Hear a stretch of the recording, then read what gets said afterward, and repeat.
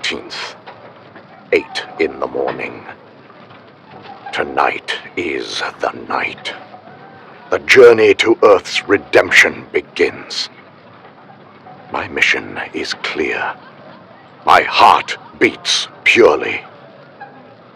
The orders will be done. The artifact, the body, in the safe should be easy enough. The key, the mind, around the daughter's neck, should be even easier. I'll wring her scrawny neck to get it. She will break, as her father did. But now I must study, return to my teachings. I must prepare for this great undertaking. Wait, what? Where are they? My recordings, they're gone! They were here! Where did that... I swear that bloody Irishman I'm quartered with touched my stuff. It appears someone has gone through my things and stolen my audio recordings. Devil knows where or why they've taken them. Surely they are still on the ship. I could probably find them. No, it doesn't matter now. There is no time. I must prepare without their guidance. Our journey begins tonight. Oh, this is the life, amigo. No wonder these aristocrats are all so fat. This food is both divine and devilish. The only thing devilish here is your table manners. You eat like a pig. Oh, you simply must try this fillet of duckling, Bruno. Here, have a bite. Get that fork away from my face. Ah, right, saving yourself for dessert. You must be looking forward to the French ice cream. You think I won't see ice cream because they label it French? Do you not? Why must you stuff your face like this? You will be worthless in a fight. It is for that very reason, my French friend, that I am stuffing my face. Never fight on an empty stomach. And all the wine? I have only had 4 glasses. 5, monsieur. I am just trying to sober up. I cannot comprehend how Alistair associated with a man of your caliber. Nor I you, Senor de la Croix. De la Croix. Yes, that is what I said. It's just that the Alistair I met was so full of life and energy. You, you are so morose and uptight. I owe Alistair my life. That is all I will say on this subject. Funny, Alistair showed me the time of my life. Perhaps you and I are not so different after all, eh? I loathe this thought. I loathe it very much. Finish up. You have work to do. But your French ice cream. Enough! Are you sure about this, Scarlet? Bit late to be asking now, isn't it? You're suggesting we don't do it? Well, I'm certainly not saying we shouldn't not do it, if you follow. But we could just forget the artifact. Enjoy a relaxing, smooth voyage to New York City. You're getting cold feet, aren't you? Me? Heavens, no. I wouldn't know my feet were cold if they were frostbitten. Haven't had sensation in the ground hands for years. I suppose my concern, that is, concern from the old brain jar, is, well, what are the words? How do I put this? Place this delicately. I'd try speaking coherently to start. You haven't seen your father in 15 years. The first you hear from him, he's catapulted you into grave danger, and here you are, taking on the burden of an old man you've spent most of your life separated from. You weren't at the mansion. You didn't see what I saw. This is not screwing around time. Screws, nails, hammers, fingers. My point... Yeah, you gonna get to that soon? My point is, you appear rather level-headed considering the road, or rather the sea, we now travel. Pardon the pun. Are you all right? Are you asking me if I'm all right because I'm behaving normally? Sometimes, my dear, those who behave the most normally warrant the most concern. I'm fine. Don't worry about me. You worry about keeping your medicinal habits under control. Shh, be quiet. They mustn't know. We all know, Shaw. No, not our friends. Don't care about them. The other passengers. You never know who may want a taste. I only have enough for me. Shaw, for sake. You know by now the importance of your mission. For all our attempts at progress, humanity has faltered. Self-interested men of cowardice and commerce have used our generous gifts to pursue violence and greed instead of growth and evolution. The benevolent nature of our former order limits their ability to achieve legitimate progress.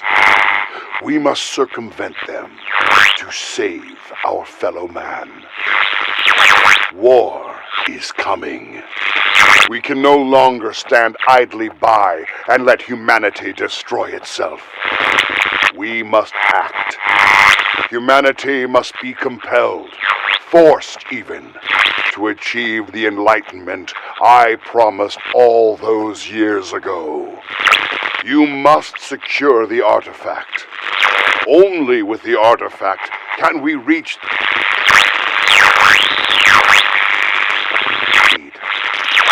Mankind must witness their reckoning. Only through it can we deliver salvation. There are always two, mind and the body, each made for the other, lock and key. Without the mind, the body is but an artifact, a relic from an ancient civilization. Beautiful and priceless though it may be, it is utterly useless. Not unlike Pandora's box, the artifact cannot be opened without the proper key. Brute force accomplishes nothing. A hammer won't even leave a dent. It is completely impenetrable. But that is for protection, for he is sent on a journey, one that cannot be stopped once started. That is why they must have the key. They must open it by their own volition. They must wish to inflict peril upon themselves. After all, the artifact does not wish to be opened. It is protecting it. It is a guard, a sentinel. Though I myself have not seen the artifact opened, the evidence I've gathered tells across several civilizations, whether it's 2000 BC or 500 AD, the records are... What are the odds? It is incredible. When the artifact is unlocked, the same event, when mind and body are one, the trial, the test of one's worthiness. Once the challenger has announced themselves, is released, transforming the environment around it to the trial's requirements. Gateways are locked. Life is and death. Puzzles and riddles must be solved. But the trial does not abandon you to certain death. No. The gods watch over you. Tools of survival are provided.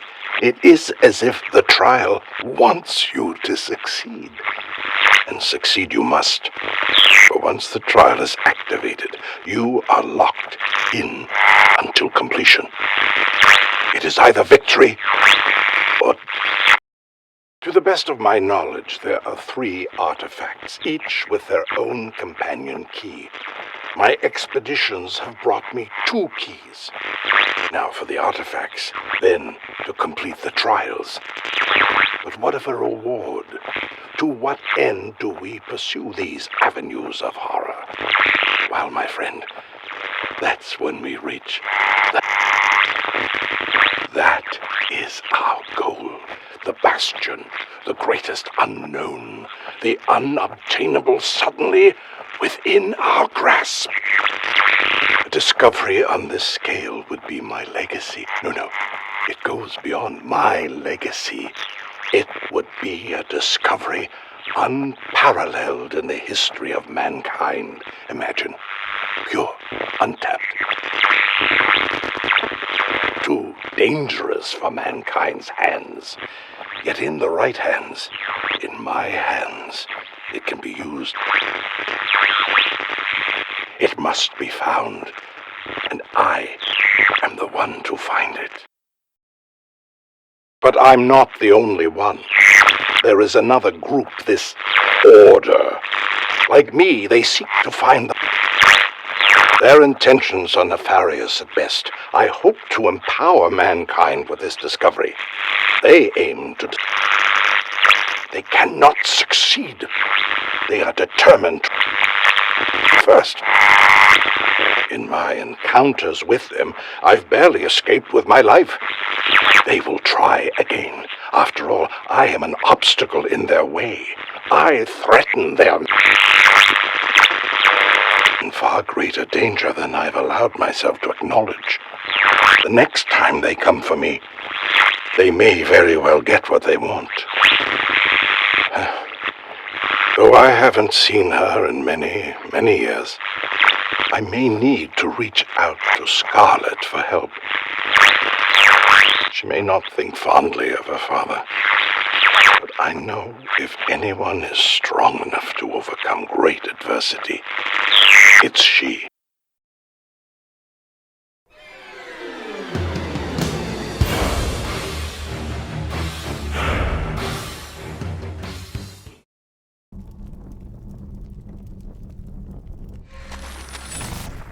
This is Reginald Barton, and I am recording this for posterity.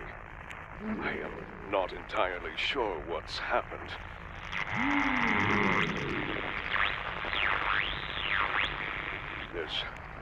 There's no other way to put this. One moment, I was inhaling fumes in a...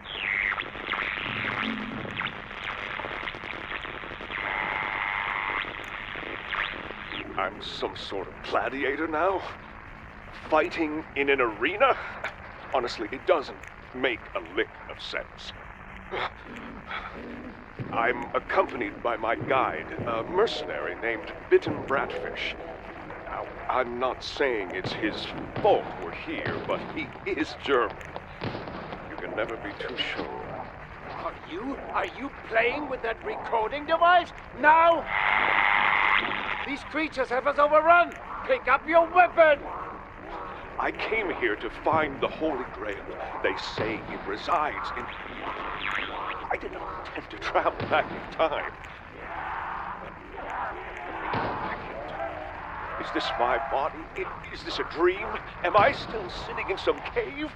Enough! Give me that, you swine! Stop recording! We are going to die!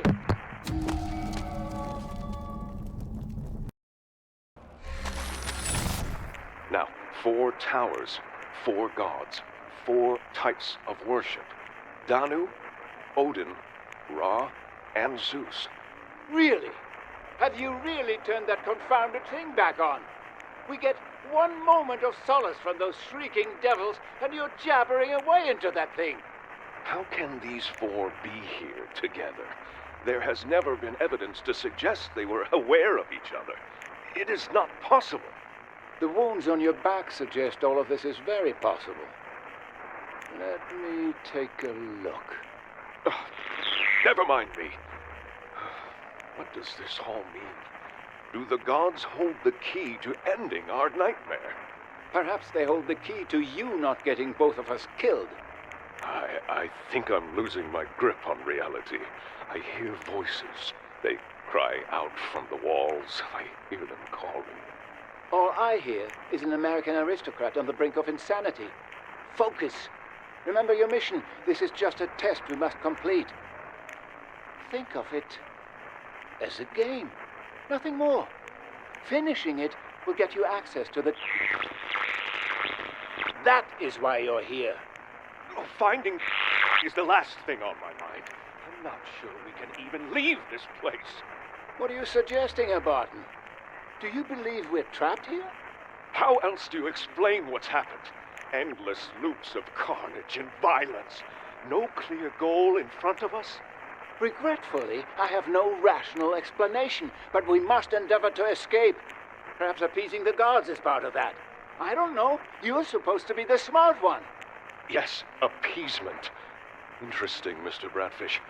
Interesting.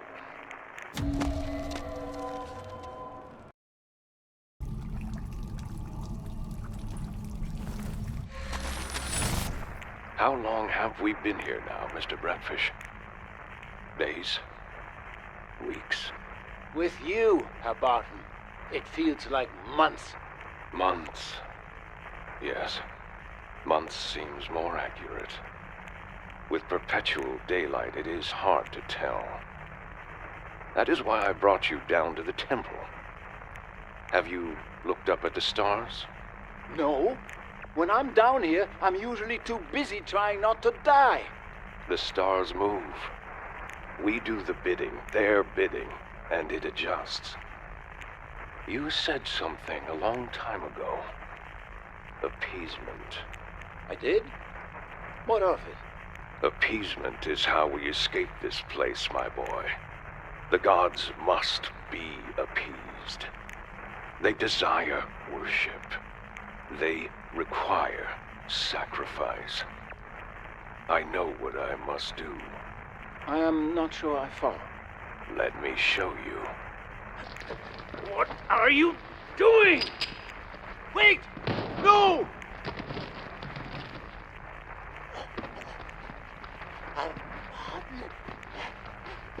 Think of what you're doing. Relax, Mr. Bradfish. It will be over soon. You swine! It's what must be done.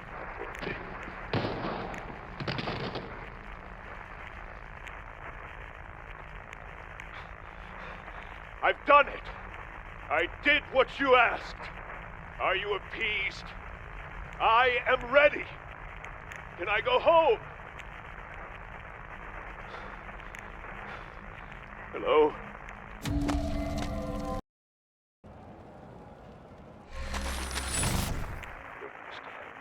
I did as they asked. I provided an offering, yet I'm still here.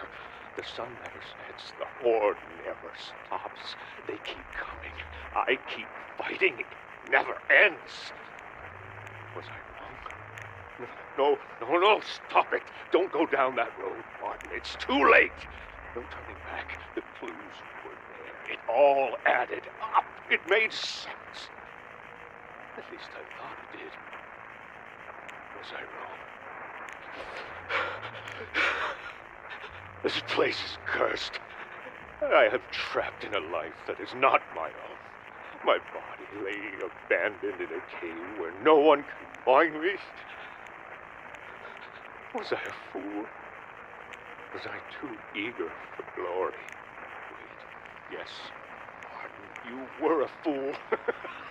You had the right idea, but you approached it all wrong. Maybe you are still alive in that cave, waiting to wake up. Yes, Martin, that's it. The answer was in front of you the whole time. The gods did require sacrifice. They require my sacrifice.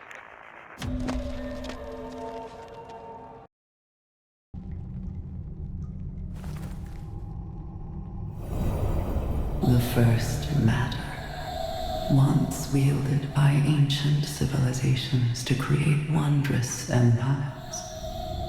They mined deep into the earth, recovering as much as they could carry.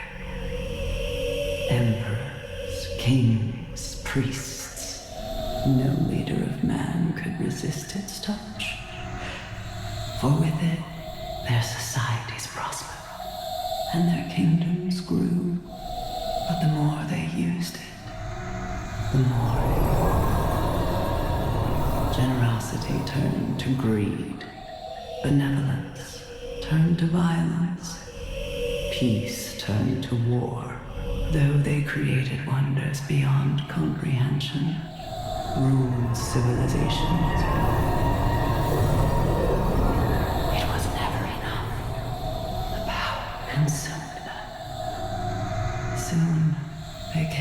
for their people.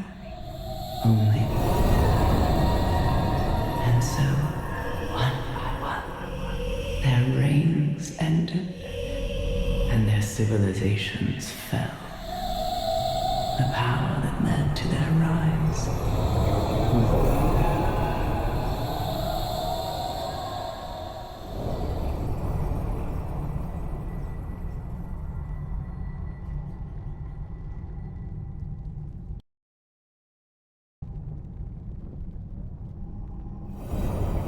The resource was so plentiful and so fruitful.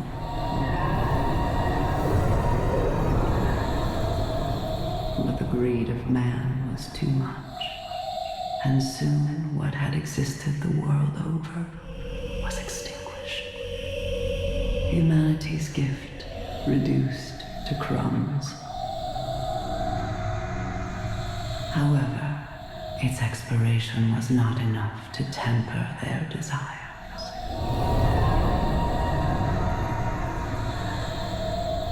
Powerful enough to create an endless supply of that which they desired. But many believed too dangerous, for he who held it held unending power. So it was that they were individuals, men of science, philosophy, and reason, brought together to protect it and keep it safe. For mankind could not be trusted with this dangerous knowledge.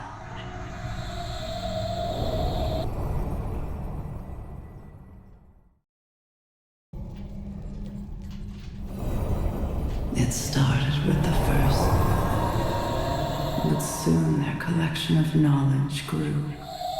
The further humanity progressed, the more boundaries of discovery were pushed, and man found all new ways to end their reign on Earth.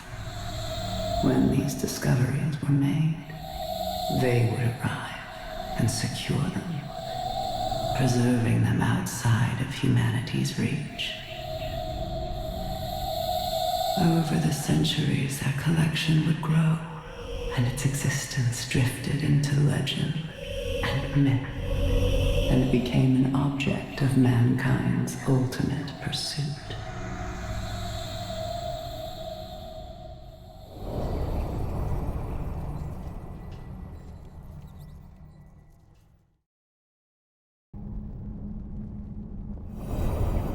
These were mortals, which meant their thoughts and beliefs could be swayed with the rotation of protectors and the passage of time. Once, they were persuaded they were wrong for keeping their knowledge private. They chose to unveil their knowledge to the world, allowing their information to become public. It represented a beacon of humanity's intelligence and potential.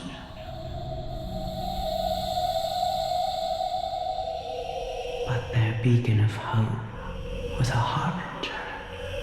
Wars were fought, burned, took their knowledge and retired it from the public view. Once more, it fell below the surface of civilization.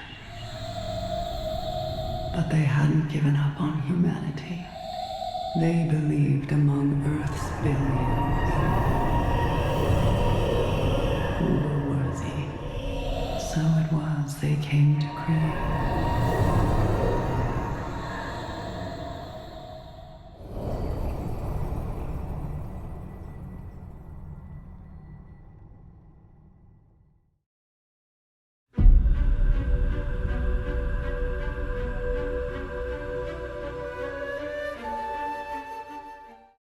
I've lost count of how many people have asked me why I bought Rhodes Manor. I should think the answer is self-evident. The Druid ruins, of course. The locals have long considered my plot of land haunted. In fact, the original house built on the property was burned by a mob of villagers back in the 1600s. The owner back then was a fellow named Edward Covington. He vanished the night the house was put to the torch. Everyone presumed he'd been killed by the mob, but we may never know since his body was never found. Last month I ventured into the old Druid temple buried beneath my grove of oak trees. To my surprise, I found 3 fallen warriors bedecked in plate mail. I restored the armor and have them displayed in several locations on the estate. They are in remarkably good condition. Alas, the same cannot be said for the warriors' corpses. Local records indicate that in 1487, Sir John Wells, Sir Egbert Willoughby, and Sir Richard Whitfield disappeared in this area. Now, if I could only determine what killed them. This estate continues to provide tantalizing archaeological finds. Just yesterday, I uncovered a Viking battle axe, most likely from the mid-9th century. It's a stark reminder of the Viking conquest of this area, especially since I found this axe still embedded in a Celtic skull. The Viking arrival sounded the death knell for the Druids, but if local legends are to be believed, one group of Druids made their last stand right here on my estate. I hope to discover more about them. Another exciting find today. While digging in the garden next to the greenhouse, I unearthed a Celtic figurine of a creature I can only describe as a werewolf. This fits with the Druid reverence for animals, but it's the combination of human and lupine features that intrigues me most. There is a local belief that the Druids cursed their most powerful enemies, transforming them into beast guardians for their sacred oaks. Was this figurine linked to that superstition? My Druid research turned up at least one surprise. A former owner of this estate, Owen Pugh, played a key role in starting up modern Druidry in the 1780s. Though well-intentioned, the modern Druidic movement bears more resemblance to Freemasonry than to the actual Druids of old. I have to wonder if Pugh was aware of the history of this particular plot of land. Pugh was eventually driven out of the organization after he got arrested for building a full-scale Wicker Man on this property. He spent his last years at Hoxton House Lunatic Asylum. I only hope I don't wind up there myself. Today I'm speaking with the widow Agnes Roth regarding the circumstances of her husband's death. Thomas! His name was Thomas. Yes, and last year, Thomas tried to set fire to the oak trees next to Rhodes Manor, correct? Right. He came home that night, stricken dumb. Couldn't manage a single word after that. Makes you wonder what black magic protects those woods, doesn't it? I suppose. If you're superstitious, that is. Was it superstition that made him burn our house down a couple of days later? Was it superstition that made him stay inside and burn along with it? I am sorry, Mrs. Roth. This is obviously a painful topic. Perhaps we should try this another day? Perhaps you should go home right now and burn your own house down around you. Be a better use of your time, my lord.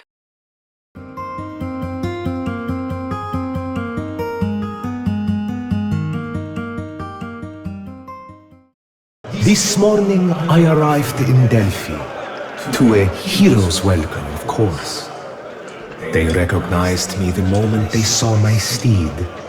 I made a great show of disarming before my private audience with their oracle, the Pythia. Much was made of my admirable humility. I gave her my demands. She augured disaster and refused.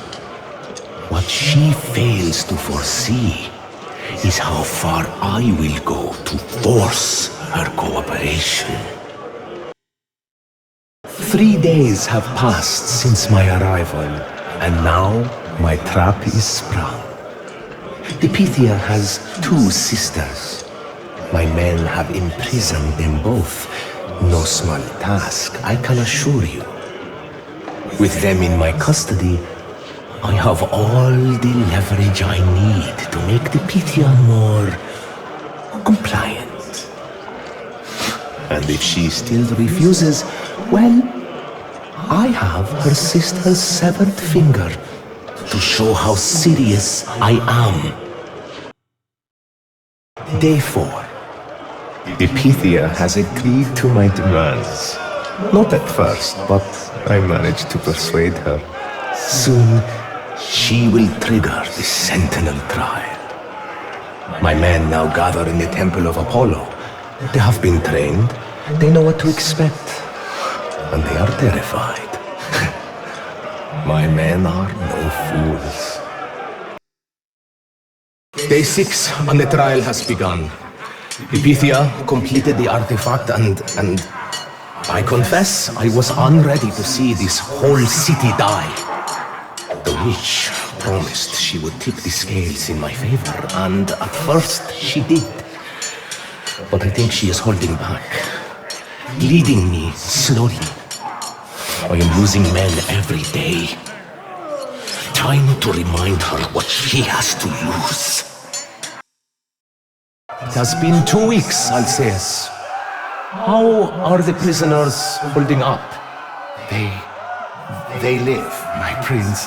What information do you wish me to extract? Only their pain. The Pythia will sense it, and she will know the price for resisting my commands. Yes, my prince. I shall spare them no agony. Megapentes, fetch me the fleshworms. It has been 6 months, I think. And despite her paltry boons and whispered hints, I am no closer to finishing this thrice-damned trial. Half my men have fallen. We are running out of food, and to top it all off, my hostages tried to escape yesterday, killing poor Alceus in the process. Obviously, I've told the Pythia none of this. But her sisters have become a liability. It has been over a year. I have lost count of the days and the deaths. Most of my men are gone, torn to pieces by the evil we unleashed. The evil she unleashed for me. But if I can just complete this test and prove myself worthy, I shall take my father's throne the same way he won it. Final message. I have been fighting forever. It feels like all I've ever done. The Pythia tricked me, trapped in a chamber that she said contained the key to victory. She said I had sacrificed enough, and I believed her. Come, you rotting swine! Feast on royal blood! But not even death will keep me from!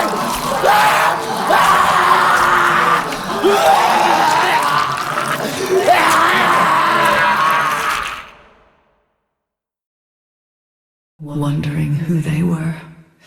Members of a prominent family, immortalized simply because they could afford it. This city is as much a monument to vanity as it is to the gods. The Hesperides, 3 sisters who guarded the apples of immortality. There were several sisterly trios in those days, some less beauteous than others, all woefully mistreated. Mighty Bellerophon, first to tame Pegasus, slayer of Chimera. He also murdered his brother, but all anyone remembers are the good deeds. Behold Bellerophon, who thought himself worthy of treading the halls of Olympus. Zeus struck him down for his insolence. Ever young Apollo, shining from on high, most beloved of the gods, he left a trail of broken hearts and bastard children wherever he went. This city was dedicated to the sun god Apollo, whose arrows felled a monster named Python on this very site. This is also why men referred to his oracle as the Pythia. When the trial started, chaos transformed the city, spreading like a pestilence. My enemies stationed guards out here. They should have been more careful where they stood. Heracles, the most venerated hero of my age. Never mind that he enslaved and murdered women, starting with his first wife. Once, pilgrims came from near and far, offering their riches to secure my blessings. When I was forced to begin the Sentinel trial, not one of them could buy their way out. King Acrisius locked his daughter and grandson in this chest, then cast them upon the waves to die. If only it had worked. One evil act could have prevented so much more suffering. This is the sculptor Pygmalion. He fell in love with his own creation, so the gods brought her to life. Her name was Galatia. She left him in less than a year. This is Themistocles, who saved Athens from the Persians, only to be exiled and live out his days in service to the Persians. Never forget, your strongest ally could be your worst enemy tomorrow. Persephone, queen of the underworld. She spent half the year in Hades, causing the earth to grow cold and barren. I wonder what calamities befall the world of men while you are here with me. An apple from the garden of the Hesperides. It was said to grant immortality. Alas, things are seldom what they appear to be. The gods of Olympus often gave gifts to their champions. These were for a demigod who should have been strangled in the crib. This arrow came from Apollo's quiver.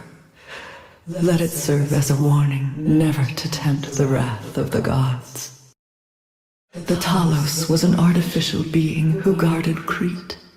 Pandora was an artificial being who unleashed all evils. Which one are you, my champion? A Talos or a Pandora? Behold fair Andromeda, offered as sacrifice by her parents to the sea monster Cetus. The so-called hero who rescued Andromeda murdered her fiancé and claimed her for himself. Hephaestus himself labored here, forging the Caledonies, the Talos, and Pandora herself. A misshapen brute crafting exquisite beauty. Never judge by appearance. Never. This belonged to the first woman, Pandora, whom Hephaestus created on his forge.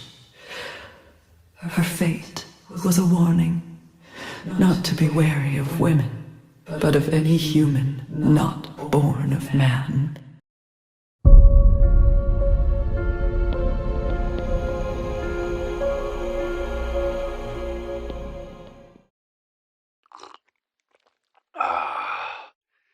Today is a red letter occasion.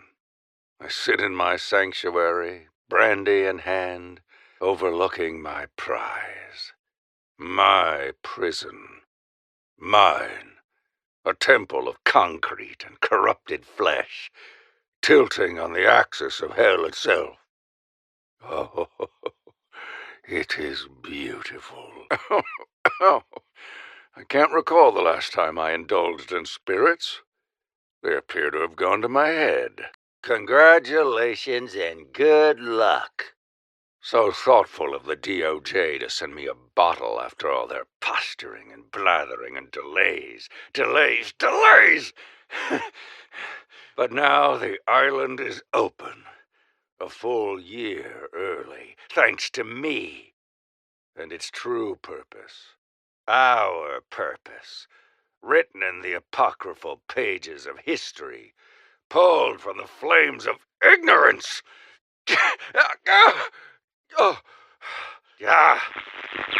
Glass. The first drop of blood. Of course, it should be my own. Not too much now. Not yet.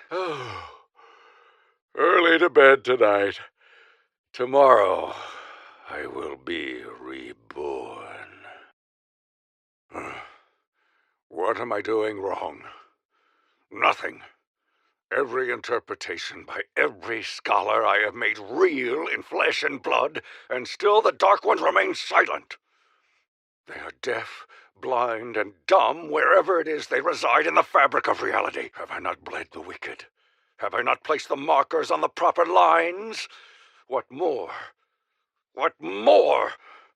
I am tired, and I have grown so very disturbed waiting for the release that was promised, but I fear will never be delivered.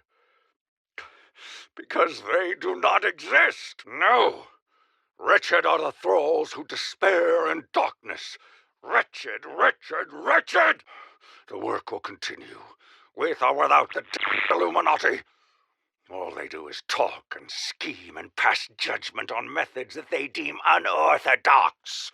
What the hell with their protection? I will awaken this island, even if it takes every last soul in her walls. If I fail, I will be locked in here, and soon join them all in hell. The result is the same. No! Contraption! Hear me. Yes, I can hear you. Apologies, my lord. I am here.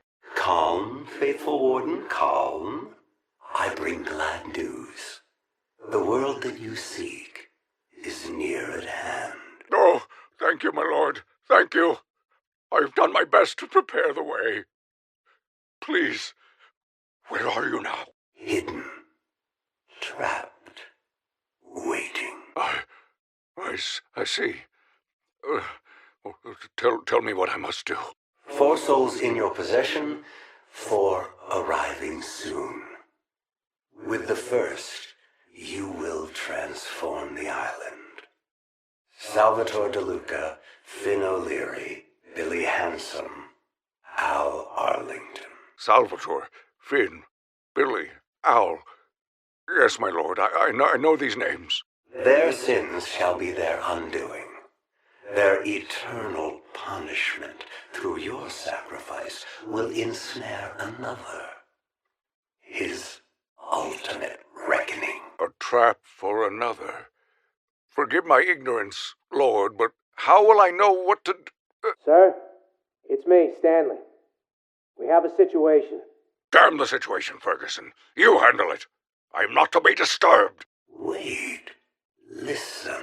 I'm real sorry to interrupt your prayers, sir, but there's been a murder up on the roof. It's Al Arlington. Arlington? Yes, sir. Part of some kind of botched escape attempt. We got Sal DeLuca and his 2 cronies in custody. Looks like it was them. I'll be right there. I'll be right there. My lord, I entreat thee to speak. I have done as you asked.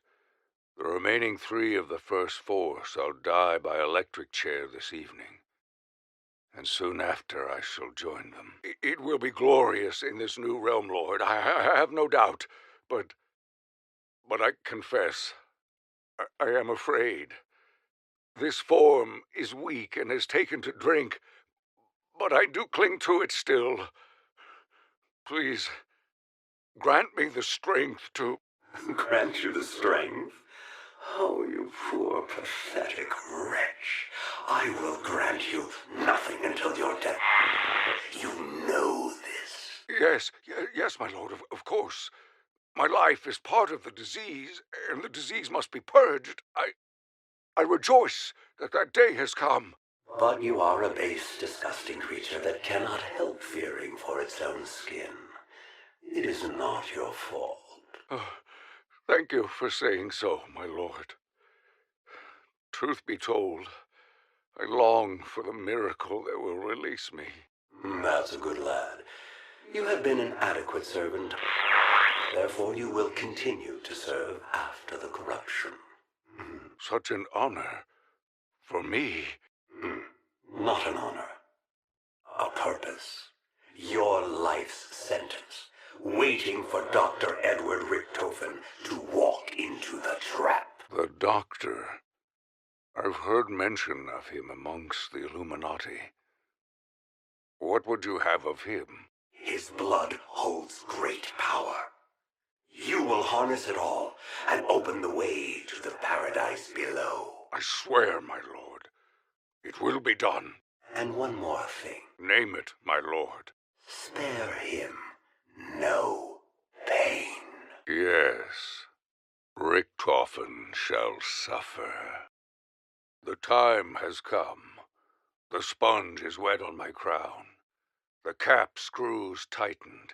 The switch in my hand. Oh, I'm going to burn. Oh, the fools. They want justice for the toll I've extracted from this forsaken island. Sir, there's some men from the Bureau here. I stalled them as long as I could, but they're on their way to your office now. What do you want me to tell them? Justice? There is no such thing. There's only the will of the Dark One. Okay. I'll just tell them you're not feeling so well then, yeah? Do as you wish. Run, hide, beg for absolution, and perhaps he will be merciful, as he has been with me. Shh. Do not weep, my dear Warden. My lord, you're here. Of course. More or less. The threshold awaits, my friend. Yes. Yes, the threshold. One last flash of light, and the sun shall vanish into the sea. And the darkness? The darkness shall spread. Through every fiber of creation it shall spread. Listen, I told you, he ain't here. He went to see some special doc on the mainland. You guys are wasting your time. I shall be its instrument. Oh, come on, guys, cut me a break. I shall bleed the chosen few. Better hurry. The gateway will open, and paradise will fall. Ah! Yeah. See there? What'd I tell you? Nobody's home. Nothing here. Richtofen, are you there? Richtofen, most incredible... The blood! It does far more than its dimension of origin. As though the paradox factor wasn't enough. If my observation...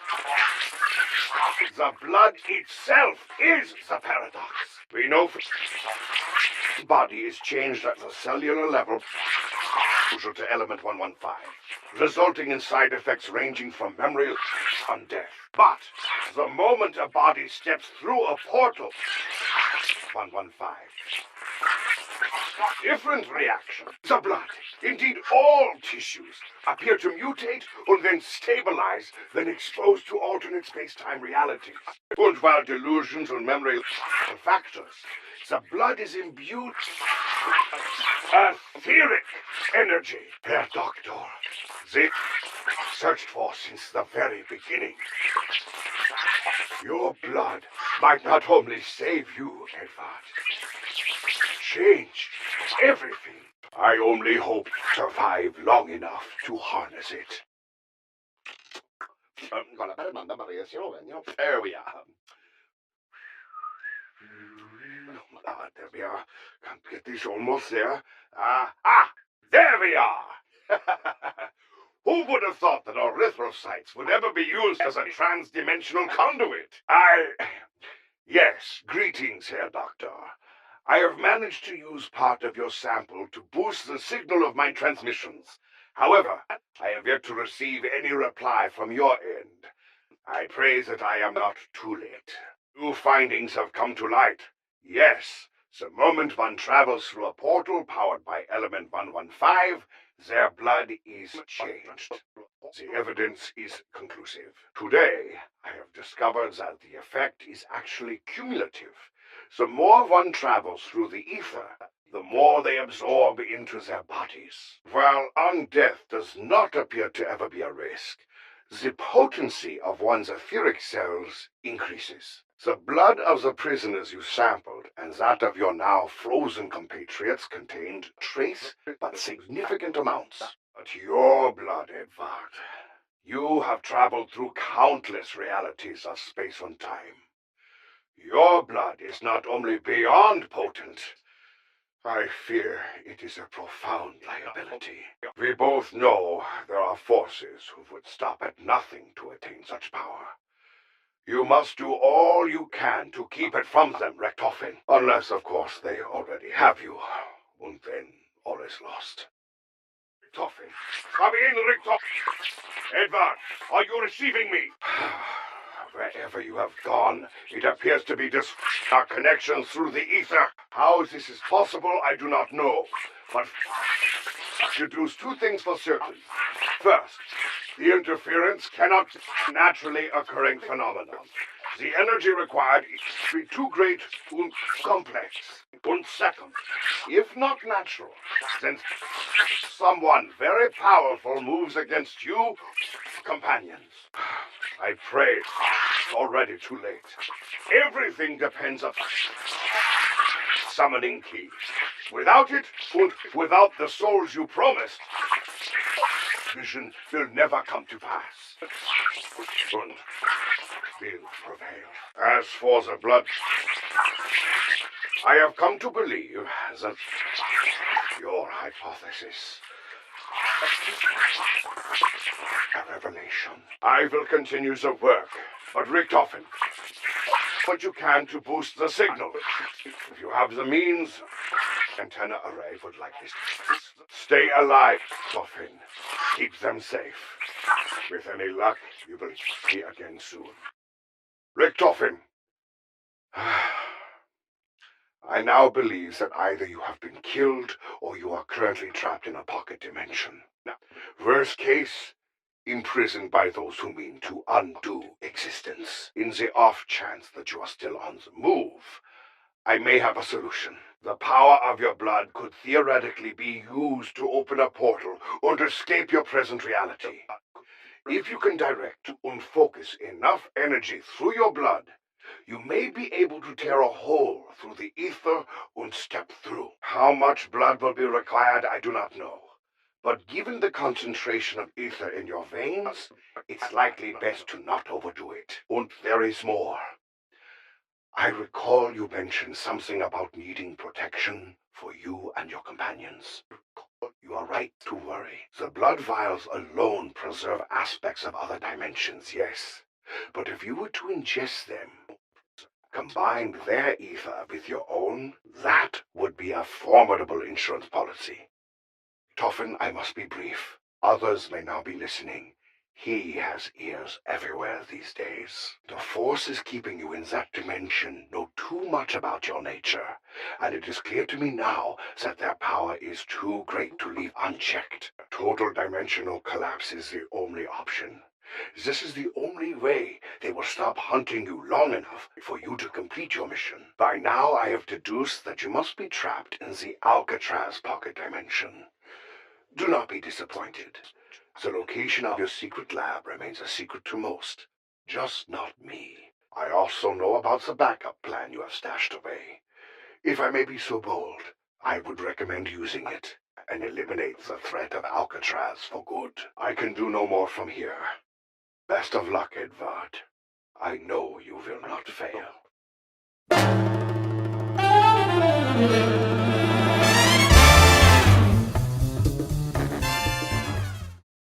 Major George Sawyer, personal log, January 20th, 1946.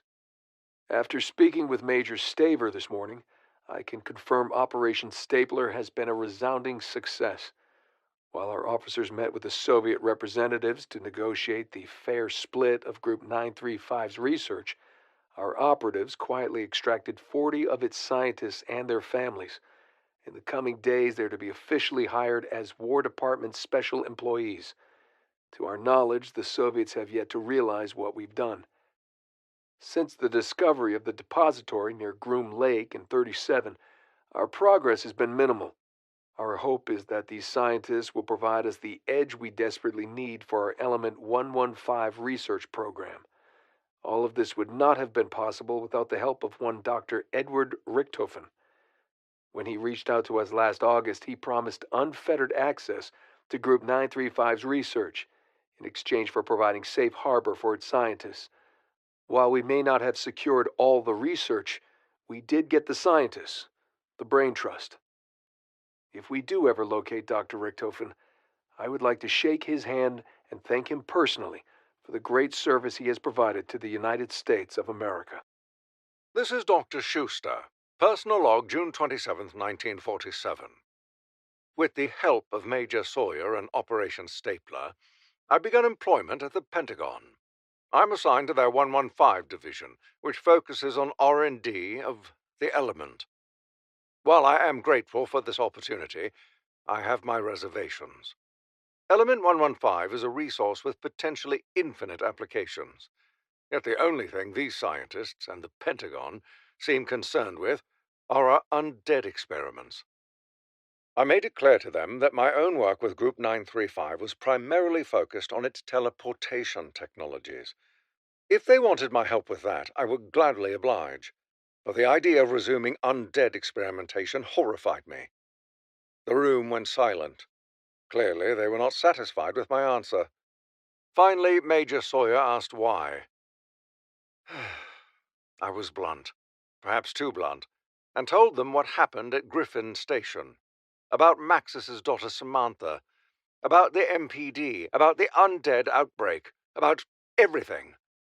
If we resumed experimentation, there was no guarantee she wouldn't take control of them just as she had done the others. More importantly, there was no guarantee she wouldn't kill us all, as her father instructed her. I told them all this, and do you know what happened? They laughed. I'm just a little confused, Dr. Schuster. You've already successfully established a teleporter link between the Pentagon and Groom Lake. The Pentagon to Groom Lake is child's play, a distance of 3,890 kilometers. What we're talking about now is a distance of 380,000 kilometers. But it can be done. Of course, Colonel Sawyer, but I had 2 years to perfect the link to Groom Lake. The timetable you've given me to establish a link to the moon is far more aggressive. Do I need to remind you what we're up against? Dr. Richthofen told us about Griffin Station back in '45. From what we've discovered, he told the Soviets the same thing. The Soviets achieved teleportation 2 years before we did. If they get to the moon first, they get to claim Griffin Station. Yes, I know all about your adorable space race. But need I remind you that if this teleporter becomes operational, even a single mathematical error could lead to catastrophic results? Yes, it will take you to the moon. I have little worry over where it will take you. I worry about when. What? Time travel? Give me a break. Precisely. If the specifications are not exact, we could create temporal rifts with ripple effects that will undo the very fabric of space-time itself. Simply put, don't rush. Science moves at its own pace. Just get it done, Doctor. You have 2 weeks before we begin testing. Washington's words have lingered with me these last few days. To be prepared for war is one of the most effective means of preserving peace. Mankind has always prepared for war because we face an enemy we know intimately, our fellow man. In a way, We are the only enemy we have ever truly known. But now, I sit here with the Groom Lake report in my hand, and I contemplate an enemy beyond our comprehension. An entity with the powers of a god that can manipulate time, space, and the very nature of other beings. The evidence is clear. A trail of carnage can be tracked. October 21st, 1945, the Rising Sun Research Facility. October 28th, 1945, Group 935's Del Riza Facility. April 25th, 1956, the Himalayas. Now, I am no stranger to undead experimentation, nor their outbreaks. I've read Purnell's reports on the airfield and asylum incidents. The undead may be a concern, but they are not the threat. Without a leader, they are mindless and uncoordinated. But the idea of a being that commands an undead army with seemingly unlimited resources, that gives them marching orders to strike at any time and any place, how do you prepare for war with that? How do you protect America? How do you protect the planet? One of the scientists we acquired from Group 935, Dr. Schuster, I believe is his name, claims to be familiar with the entity. He says her name is Samantha.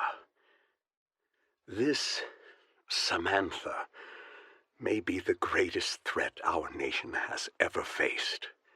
Certainly more than that from the Soviet Union or Cuba, for they are just men. And my contacts on the ground now confirm it.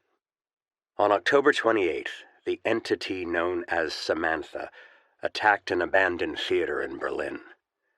This marks her first attack in 9 years. The location she chose is interesting. In 1940, the German High Command repurposed it as a Group 935 facility. That makes this the third Group 935 operation that Samantha has targeted. The Berlin incident has forced us to reevaluate the recent Pentagon outbreak. We had previously assumed it was a contained affair, but must now acknowledge the possibility that Samantha played a role. I've made arrangements for the President and Castro to discuss the Broken Arrow Initiative. If Samantha poses as great a threat as it seems, we must put aside our differences. No nation alone can defeat her. An alliance must be formed. We must reach across the metaphorical aisle. The meeting will be held here at the Pentagon in the coming days. Dick will be joining us for some reason. Jack requested he attend. Regretfully, I am forced to admit that Purnell was perhaps correct. If we use the Broken Arrow Initiative to harness the power of this Element 115, we could build a better world and be prepared for war with Samantha. I've given Roebuck the coordinates of the Berlin incident for safekeeping. He'll log them, along with all the others.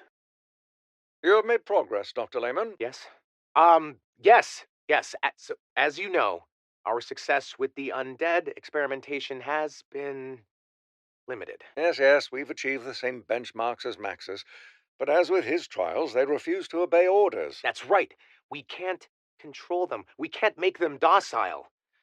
But I believe I've cracked it. I'm listening. Okay, last month, our man inside the Ascension Group sent us copies of Dr. Richtofan's diary. Now, I've been poring over it, following his research, and... That doesn't seem very docile to me. Just watch. Stand back, Dr. Schuster. I promise you, it's quite safe. Walk. Incredible.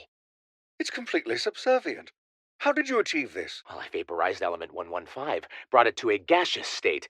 The specimen inhaled it. Inhaled it? And unfortunately, it had to be done while the specimen was still alive. While they were still alive? Good heavens, man, did you... Look, the soldier was going to die anyway. Doctor? Are you all right? Oh, my apologies, Layman. I'm distracted by the eyes. They're yellow. 10 out of 10 trials. Docile and obeying commands. And it's activated with living subjects. That's correct, Colonel. Completely subservient. And you've achieved all this with a chemical gas? That is correct, Colonel. Dr. Layman has successfully transformed Element 115 into a chemical weapon. Do you know what this means, Dr. Layman? What the potential of this gas could be? Yes, but more importantly, we've gotten these creatures to obey our commands. As Richtofen and Maxis would have wanted. Oh, to hell with them! This gas, if you released it over Moscow, you could end this Cold War tomorrow. Dr. Schuster, when can we bring this to full production? With some additional testing, 6 weeks. That's perfect. Hold on a damn minute, okay? That's not what this is all about. A chemical weapon is nothing! We're talking about building an undead army here. How do you not all get that? It's what I'm supposed to do. It's what I've been ordered to do. What's gotten into you, Dr. Layman? What's gotten into me? We're not following her orders. She told me to do this. It's what we have to do, not waste our time with this bullshit. Excuse me, Doctor. Do we have a problem? No, Colonel, no problem. We'll get it done. Be sure you do. What the devil has gotten into you? I'm sorry. Look, I'm not sure what happened. Okay, it's that damned diary. Ever since I started reading it, I'm hearing things like a voice in my head. Pull yourself together. This is a major breakthrough. Be proud of your work. Don't worry. I still hear you. They are fools. It will be done. October 10th, 19... You've done what, Dr. Richtofen? Oh, I'm sorry. Do you not see the microphone in my hand? Recording for posterity is important. Ahem. October 10th, 1945. You've made a deal with the Americans? And the Russians. You can't forget them. But our work, this war... The war is over, Dr. Schuster. It is my responsibility to ensure the work of Group 935 continues. But these deals... It would mean the end of Group 935. The Americans and the Russians would tear us apart. Everything we stood for... Everything this organization stood for died the day Dr. Maxis made that infernal deal with the Reichstag. You and I both know this to be true. Listen to me and understand. Our technological developments with 115 are the envy of the entire world. These agreements guarantee our work will continue in America and Russia, and that they will continue with our scientists at the helm. I am sorry, but for our work to live on, Group 935 must come to an end. Oh, cheer up, Dr. Schuster. I have asked that you go to the Americans. It will be good for your softer side. You will not go to America? Nor to Russia. Once Dr. Groff confirms that the MPD is ready, we will proceed with Operation Shield as planned. And then, I have a date with destiny. What are you getting out of this deal, Dr. Richtofen? A feeling of fulfillment that I've saved my fellow scientists from the unemployment line and possibly prison. Edward, please. Don't you worry about me, Dr. Schuster. I will be well taken care of. Log entry 97, August 3rd, 1963. The matter transference device has been realigned. Again, in order to accommodate additional temporal variables. This is test number 11, human subject 5, one Private Hastings. If the transference specs are correct, Private Hastings will arrive at Griffin Station on August 3rd, 1963. If he arrives at this date, a communication link will be successfully established, and we will have confirmed that the teleporter's temporal anomalies have been compensated for. Are you ready, Private Hastings? Yes, sir. I can't understand a word of what he's saying in that ridiculous spacesuit. A simple thumbs up will suffice, Private Hastings. Good. Initiate the transference matrix. Moment of truth. Dr. Richards, did it work? Do we have a stable connection? No, sir. Nothing. We've lost him. That's the 5th man we've lost. This base is rapidly running out of privates. Oh, I suppose they're all just dancing around on the moon somewhere in the far future, having a grand old time. Wait, what's happening? Richards, what did you do? Nothing, sir. Something's coming through. Hit the alarm. Get me Pernell. We need soldiers here immediately. Who the hell are you? Where did you go? Wait. No, it's not. They do not understand, right? They don't see what you are trying to accomplish. But I will show them. They want it weaponized? I will show them what weaponized does. Soon, they will know. Dr. Lehman, I was told you might be down here. Dr. Lehman, what are you doing? I am doing what I have to do. You all must understand. That is the facility's air filtration system. If you release the gas, then you will all learn a hard lesson in how disobeying her wishes has consequences. Damn it! Where are the gas masks? What have you done? I'm sorry. I have to get her out of my head. Goodbye, Dr. Schuster. Wait! Is this your doing, Samantha? Are you there? We're truly doomed. This is Groom Lake Station Chief Cornelius Purnell. Personal log, March 11th, 1961. After being unable to get McElroy or Gates to see the light, I hoped my meeting with McNamara would fare better, but I had no such luck. For years now, DoD have run experiments with their 115 division, but we're the ones with all the supply. I told McNamara we have the Fort Knox of Element 115 right next to our nuclear testing site. If we combined resources and worked together instead of simply bartering resources, Groom Lake could receive the funding to properly mine the materials and expand experimentation. But no, McNamara was uninterested. Another Secretary of Defense, another bust for Project Broken Arrow. Personal log, February 23rd, 1963. With construction of the moon teleporter ongoing, a number of scientists from the Pentagon's 115 division have been stationed on site here at Groom Lake. Dr. Schuster, head of the operation, continues to be full of surprises. He's been telling me these stories about an evil little girl named Samantha, that she can control the undead. I asked Colonel Sawyer about it, and he told me to pay it no mind. Apparently everybody's been laughing off Schuster's stories for years now. But then, yesterday, Schuster says he has proof. He claims this Samantha is responsible for several outbreaks over the last 20 years. He rattles off a bunch of names, and one of them was the Rising Sun facility. I lost a good man there, Peter McCain, and never got an explanation for it. I've decided to investigate this further.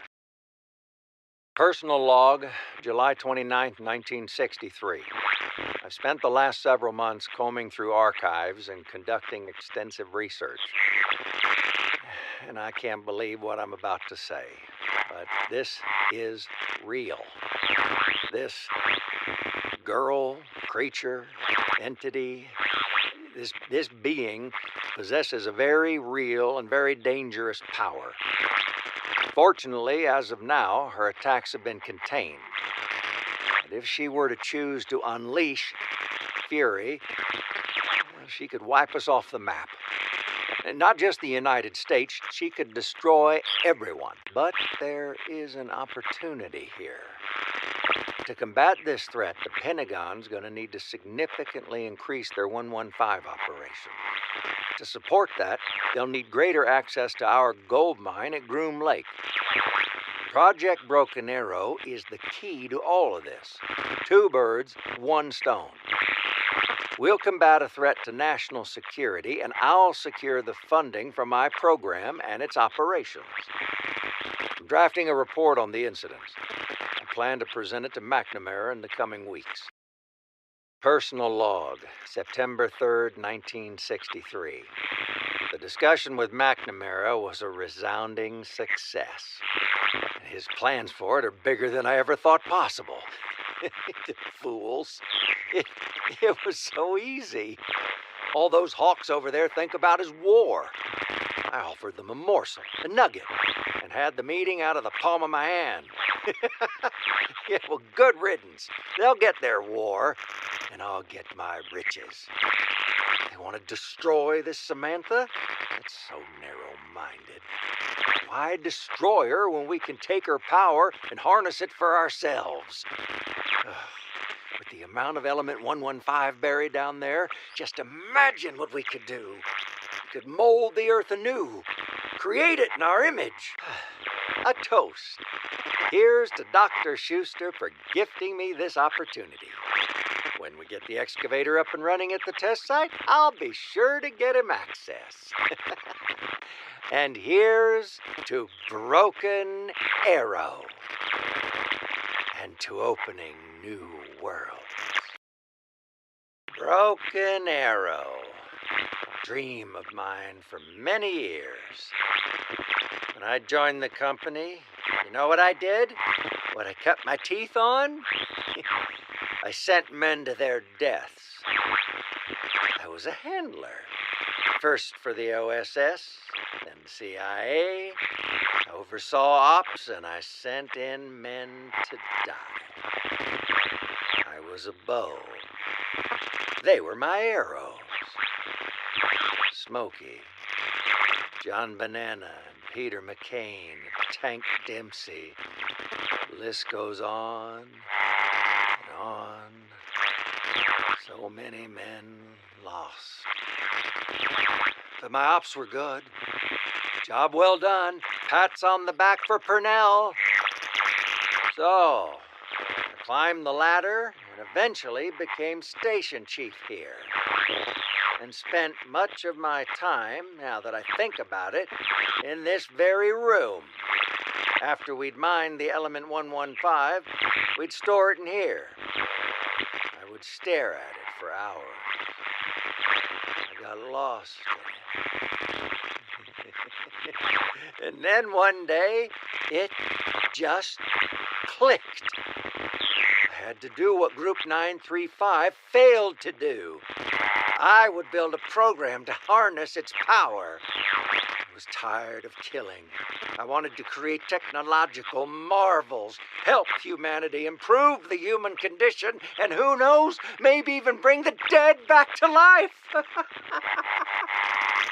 Repair the broken arrow, if you will. Now, I have the perfect subject. This is Cornelius Purnell, Report 639, August 3rd, 1963. Earlier today, while Dr. Schuster was performing test number 11, we had an unexpected arrival through the teleporter. We've been unable to verify what year they came from. Our struggle with temporal anomalies during teleportation is well documented, but we are certain of where they came from. The moon. This event alone is baffling enough and is without explanation. But it becomes downright absurd when you take into account that I know 2 of the 4 individuals. Corporal Tank Dempsey of the United States Marine Corps, who I knew personally and was declared KIA after a failed rescue op to recover Peter McCain. And Dr. Edward Richtofen from Group 935, who went missing weeks after we formalized the agreement to initiate Operation Stapler. I didn't recognize the other 2, but they and Corporal Dempsey were in a delusional, near catatonic state. Medical evaluation shows they've suffered from excessive element 115 exposure. And quoting our medic, I'm not even sure how they're still alive. As for Dr. Richtofen, initially we believed him DOA. Upon closer examination, we discovered his body is very much alive. just zero brain activity. How it came to be that these 4 men were on the moon, we may never know. However, for the immediate future, we'll be keeping them here at Groom Lake. They are ideal candidates for additional 115 testing. This is Cornelius Purnell, report 715, October 13th, 1963. I'm filing this report on behalf of Private Gordon. Private Gordon was working graveyard in Hangar 4, where our new test subjects are being kept. At 0300 this morning, Private Gordon reports a, quote, bright blue oval-shaped light beam materialized in the room, end quote. Out of said light beam stepped, and I quote, a zombie dressed in a World War II German military uniform. This zombie did not interact with Private Gordon, but instead slowly walked up to the comatose body of Dr. Edward Richtofen, who, up until now, we've been unable to resuscitate. Private Gordon then observed this zombie touching the body of Dr. Richtofen, at which point the zombie turned to ash, and Dr. Richtofen immediately let out a guttural shriek and began cackling. I cannot verify Private Gordon's story, but what I can tell you is that as of this morning, Dr. Richtofen is very much alive, and he is very animated. So much so, we've since had to have him sedated. They are fools, ignorant, petulant fools. They blindly follow him. Sheep herded by a false shepherd, a wolf wearing human flesh. They must know not to trust him. It's instinctive. In the darkest recesses of their minds, a voice screams out, warning them. But they don't know why. They don't know what he did. They were all prisoners of war, left to rot.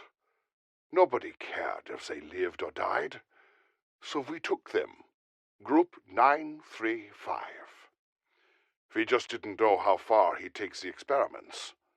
The amount of element 115 he pumped through them, I'm surprised any of them survived Siberia.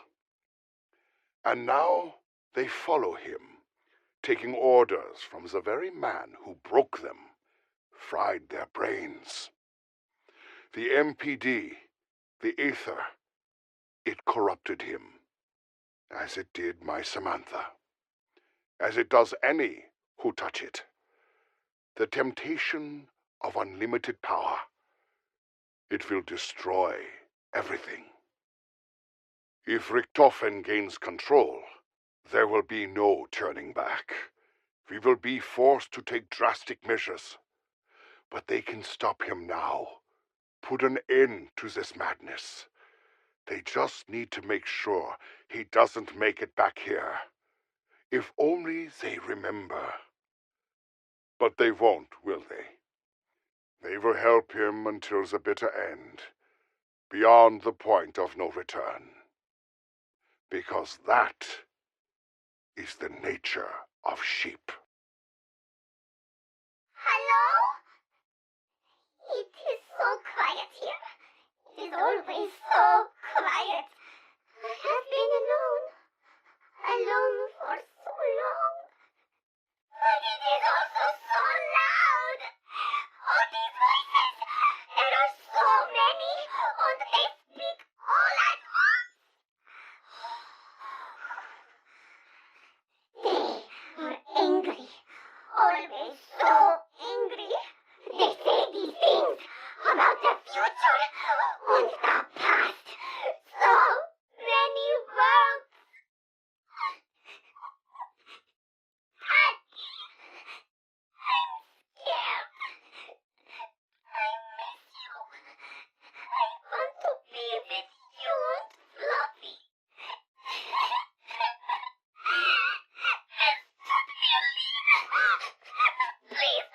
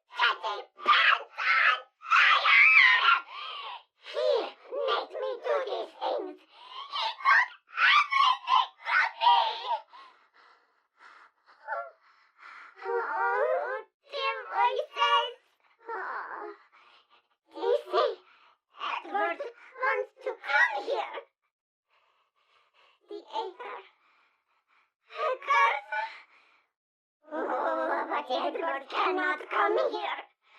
This place is not meant for him. Hello?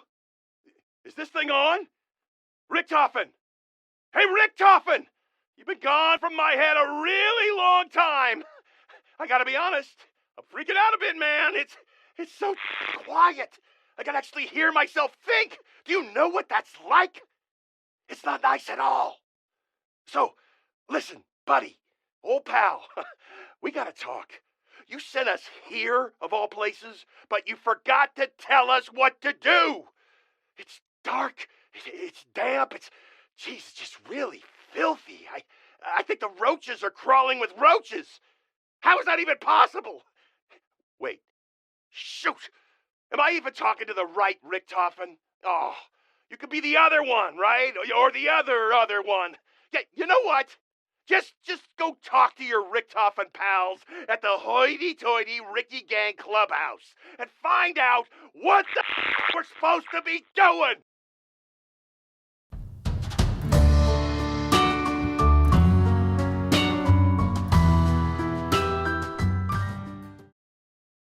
This is Case Officer Barkley. It's July 6th, 2025. Myself and Project Manager Russman have returned to Camp Edward and... George, the hell you doing? Get your ass up here. We got ground to cover. I'm sorry, sir. I just get a bit nervous. What? The Nova 6 gas? Put that fear in your back pocket. Once the incident in 68 was contained, they powered down the site. As long as we don't flip the master switch, we should be fine. It's not the gas, sir. It's the robots. Oh, come on now, Barkley. Robots ain't gonna harm anybody. From what I've been told, as long as we're on site, they remain perfectly still. Don't move an inch. But the moment we leave, bang! It's like a robototropolis over here. And they won't interfere with us? Long as we mind our business, we'll be fine. Stop staring at him, Barkley. Nobody likes to be stared at. What about the entity? The entity? Oh, well, that thing should be coiled up nice and cozy. What's the sensor reading, Barkley? He's still in there? Sensors say the entity is still secure. Of course it is. Ain't nothing breaking out of that tin can. Not sure how they managed to get it back in, but we're lucky they did. They're not worried it might escape? Worried? Shit, they were damn terrified of the thought. Didn't you see the nuke they rigged up out there? What? You better believe they installed a fail-safe measure. That thing were to ever escape, kaboom! Up in smoke. But that could happen right now. Come on, Barkley, don't be stupid. That thing ain't busting out unless someone's stupid enough to open the damn door. All right, I'm gonna give it a kick. You ready? You're clear. Facility transport via pyramid device is now available. All right, let's just grab a little juice.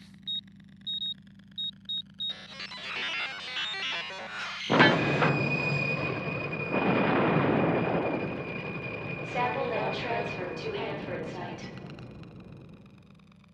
What? That's it? Shoot, we're not sending the entity to Hanford, just grabbing a sample. What does Hanford want with it? They've been interested in the entity for some time now. Wanted to pursue further scientific endeavors with it. Whatever that means. Well, I know I'll be up here once we get out of here. Hey, I don't suppose you've seen an elemental shard lying around anywhere, have you? An elemental what now? A large piece of rock that looks like glass. Gives you a headache when you look at it. No? Haven't seen anything like that? No, sir. Why do you ask? Probably nothing. I always wondered if Poynell kept a piece for himself. Anywho, what's this I hear about you leaving us for the CDC? You heard right. I'll be out at the end of the month for a new opening. Well, we got a long drive back. Can't wait to hear all about it. The electrical output is unlike anything we've seen before, Director Purnell. Come now, Dr. Hale. This is element 115 we're talking about here. We know what it's capable of. That's what I thought too. But the elemental shard, it's different. The levels of concentrated energy it contains, well, simply put, our team has been unable to measure it. It's unlike any Element 115 sample we've studied before. Whenever we drain energy from it, that energy is replaced, as if it's recharging itself. This ability, I think it's what Maxis was looking for all those years ago. I think it's the Genesis code. That's unlikely, Doctor. I know how it sounds, but look at the ADAMs. When we charged them with regular Element 115, it gave them power. But when they were charged by the shard, they feel and act different. They feel alive. Dr. Maxis spent years reanimating the dead. Hell, the Germans made that Group 935's primary purpose during the war. But according to his own research, that was the ceiling. Reanimation. He could restore the body, but not the mind or soul. I know, but he didn't have the shard. If you'll let me run some tests, I believe... I don't think lab rats are going to cut it here. I may have a candidate you can use. I'll let you know when he's been delivered. This is Broken Arrow Operations Director Purnell, accompanied by Dr. Hale. The date is June 1st, 1964. It's approximately 1 a.m. We're about to begin test number 22. Dr. Hale, you may proceed when ready. Confirming conduits have been linked with the shard. Output set to 5,000 volts. Duration set for 10 seconds. Beginning now.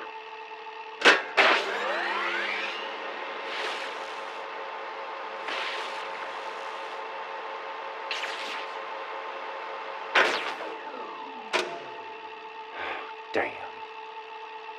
I'm sorry, Dr. Hale. I thought we had him. Director. I don't believe it. Incredible. Assessing vitals. First glance, everything looks good. I'll need some time to run a few tests, but I think we've done it. Oh, take all the time you need, Dr. Hale. If we've done it, I mean if we've truly restored life to the deceased, we'd better be damn sure we're right. Let's keep him quarantined for now. Begin your tests when ready. We need to make sure he is, well, who he was. What was his name, Director? Peter. His name was Peter McCain. I'll send you his file. And, Doctor? Yes, sir? Not a word of this to anyone outside the company. Not the CIA, not the DOD. Broken Arrow eyes only. Of course, sir. Dr. Hale says you're making big improvements every day now. Yes, sir. You might say I'm beginning to feel like the old me. Absolutely remarkable. How far you've come these last few months can't be understated. How's the memory loss? Still a struggle, sir. If I close my eyes, I can see it clearly for a moment. The Reese, the asylum, the plane jump, but then it's gone. And the nightmares? The nightmare, sir? Dr. Hale mentioned something about strange dreams, giant monsters, medieval France. Not in weeks, sir. Those have subsided. Outstanding news. So, what's next, Peter? What are your plans once your recovery's completed? Sir? Well, Dr. Hale mentioned your interest in staying on at Broken Arrow. Broken Arrow brought me back from beyond the veil, sir. I can think of no greater honor than repaying the organization for what they've done. Believe me, Peter, the honor would be all ours. These are strange times. I need good men like you in my circle. DOD's claws are deep into our organization. Too deep. I've not confirmed it, but I suspect they've planted spies in our ranks. Last month, out of the blue, they forced me to give up the elemental shard, as if they knew what we were up to. I'm sorry to hear that, sir. Oh, that's all right. DOD don't know it, but I managed to break the shard in two. Kept half so we can continue our work. We need to stay on our toes. I need people I can trust. You're welcome to join the organization, but it'll mean swearing loyalty to Broken Arrow before the United States. Company over country. I need to know that's something you can do. I can do that, sir. I'll admit I've had my concerns, Cornelius. But if what you say is true, MK Alpha could transform interrogation practices. Not just transform, Sawyer. Revolutionize. Using the APD to harness the power of Element 115, we'll be able to interrogate subjects from within their own subconscious. We can access their thoughts, manipulate their emotions, rewrite their memories. We can procure any confession. Brigadier General, what I'm offering you is mind control on a level MK Ultra could never dream of accomplishing. So what's the holdup? What am I missing? Providing power to the APD is proving, well, difficult. The design's based on Group 935's analysis of the MPD, which means its source of power is... If you're about to suggest what I think you are, the answer is no. It was the only way Richtofen's men were able to charge the Moon Pyramid device. I am not, and I repeat, not letting you kill soldiers to harvest their souls. We prefer the term life force, actually. Call it whatever the hell you want. We're not Group 935.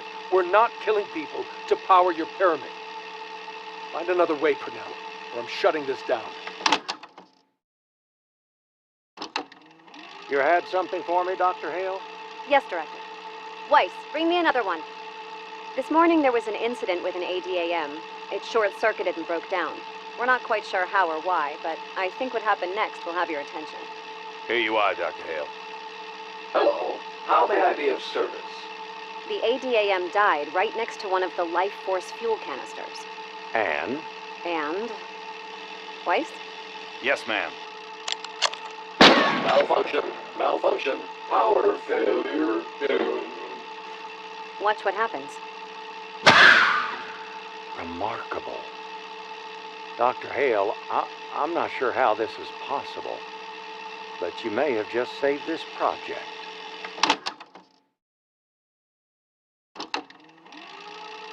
I swear. I tell you what I know. We've only scratched the surface.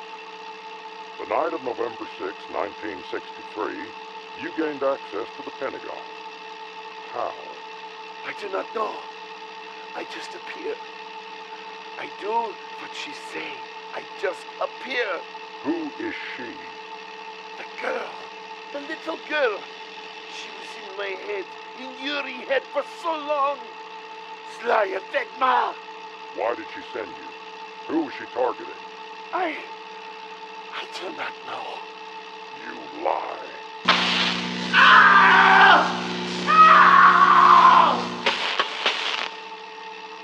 Tell me who she was targeting. People who tried to stop her. She sent me to stop them. I obey. Try to stop them. I take weapon. Get out of my head. I can feel you. Cody. Not until we're finished. Did she tell you about her next attack? Next attack? What is her next attack? What's she planning? She said many things. About past, present, future. Oh, she see all time the same. That is how she travels. She show me. What did she show you? What did she show you, Yuri? She showed me moon. And she showed me this place. Secret government facility. Is she planning to attack here? Not for a long time. 50, maybe 60 years. There will be big boom. Then she attack. Don't play games with me. I never play games. I tell you what she tell me. She tell me you will be there too, Purnell. How do you know my name? Terminate the session. End it now. What else did she show you, Yuri? What else have you seen?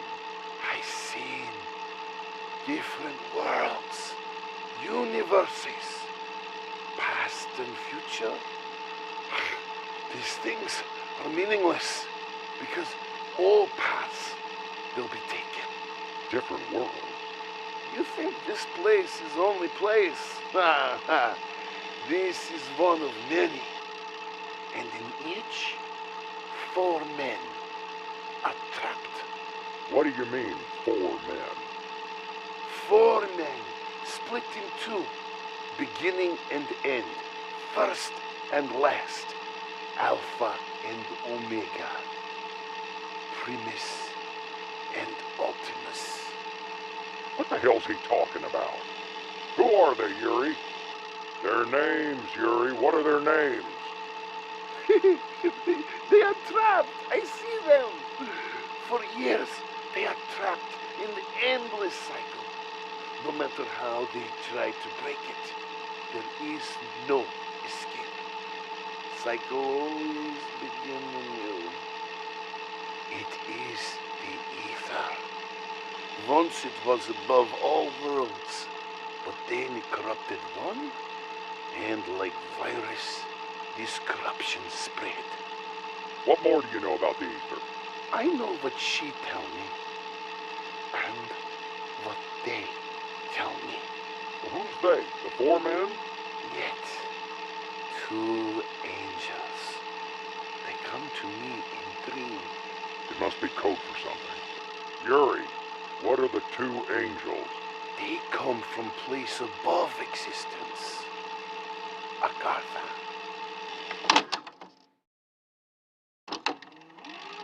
Yuri, this is very important.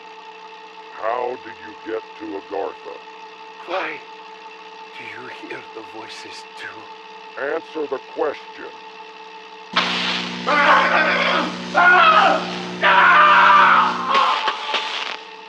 It is not for you! It is not for anything of us. Answer the question! Director, we should halt the interrogation. His levels are fluctuating rapidly. We're done when I say we're done. Tell me how to get there, Yuri. I do not know. And even if I did, I would not tell you. You have been marked by it. You are cursed. I hear it in your thoughts. I can feel it. It's corruption.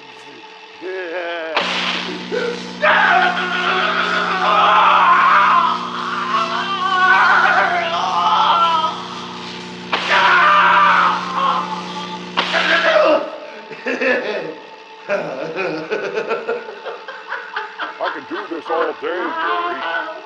Tell me what I want to know. Get out of my head! The confluence! Curse!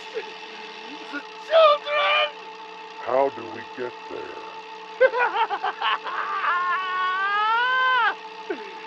You do not possess power to withstand its embrace. Even if you find way to ascend, you will not comprehend what you saw. It would destroy you. Dr. Hale, report. One moment, Director. He's gone, sir.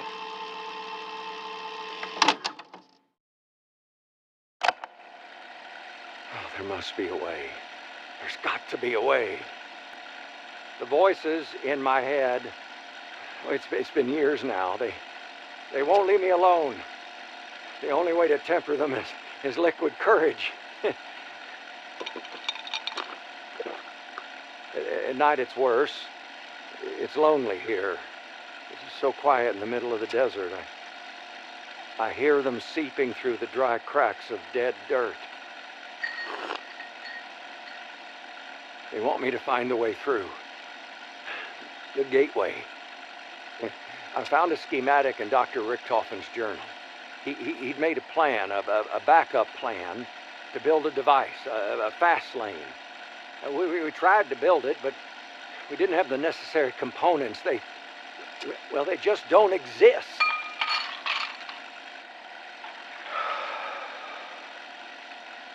The last several months, I've had this reoccurring dream. In it, I'm able to merge with the Aether, the spirits. They say it's the only way. I need to investigate this further. This is Dr. Hale, conducting Purnell test number 1. The date is August 3rd, 1967. The director has secured himself inside the APD, and we are ready to begin the transfer. When I flip this switch, an electrical current will be pulled from the elemental shard and will flood the APD. Are you ready, Director? Yes, Dr. Hale. Cornelius, are you sure about this? More than anything. Commencing test.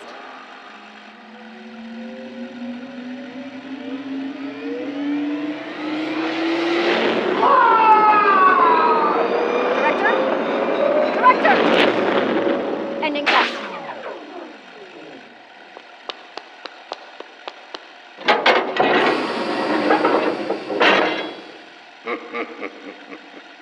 Director, what?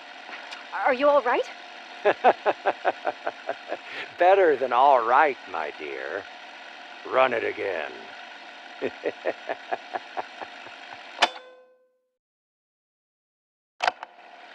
This is Peter McCain, Deputy Director at Camp Edward, February 4th, 1968. Personal log. Last week, Officer Weiss spoke with me about an incident he witnessed. On January 26th at 0300, Weiss witnessed an unauthorized access of the APD. Weiss claimed it was being used by Dr. Hale and Director Purnell. He believes these experiments have been running for some time now, which lines up with the numerous complaints I've received about Purnell's erratic behavior. 1 week later, on February 2nd, I witnessed firsthand what Weiss reported. I don't know what the purpose of this experiment is. It's certainly not authorized by either Broken Arrow or the Defense Department. Now, I can't say I'm surprised Dr. Hale is so willingly assisting the director. Her affection for him is well known around the base. I also can't say I'm surprised Purnell would take advantage of her affection. My old friend has changed in recent years. I suspect his exposure to Element 115 is the reason for his newfound confidence. I've decided to inform Brigadier General Sawyer. The Department of Defense will decide his fate. What? What happened? Where am I? Cornelius. 4 years ago, I asked you to swear an oath. An oath to the company. Company over country. At that time, you pledged loyalty. I guess we have different definitions of the word loyal. This is one of our solitary cells. How did I get here? Put some knockout juice in your tea. Passed out like a baby. Had my men throw you down here. You see, they're still loyal to me. Especially once I informed the staff that you've been experiencing delusions due to 115 exposure. You're a threat to yourself and all those around you. No, that's not true. You know that's not true. And to think, after all I've done for you. I carried the guilt of your death for years. I carried it for so long, I was determined to find a way to bring you back. I find a way. Bring you back from the great beyond. And this is how you repay me. Cornelius, you're not well. You need help. You're suffering from aggressive 115 exposure. You're not seeing clearly. Oh, on the contrary. I see clearer now than I ever have. I walk through the land of the blind with one eye open. And what do? You go and file a report with the Department of Defense that Director Cornelius Purnell is unstable and a threat to national security. Can't have you interfering with my plans, Peter. You can't stop it, Purnell. Sawyer will come. He'll bring his men. He'll see what you've become. Well, of course he will. But it won't matter. By then it'll be too late. This is Dr. Hale conducting elemental shard test number 54. The date is March 15th, 1968. Initiating test now. What on earth is going on?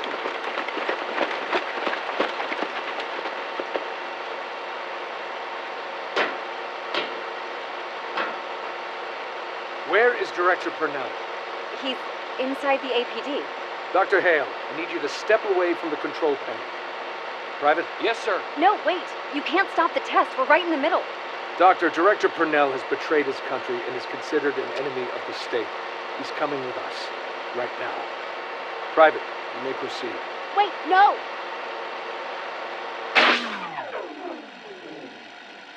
What the hell? The whole facility just lost power.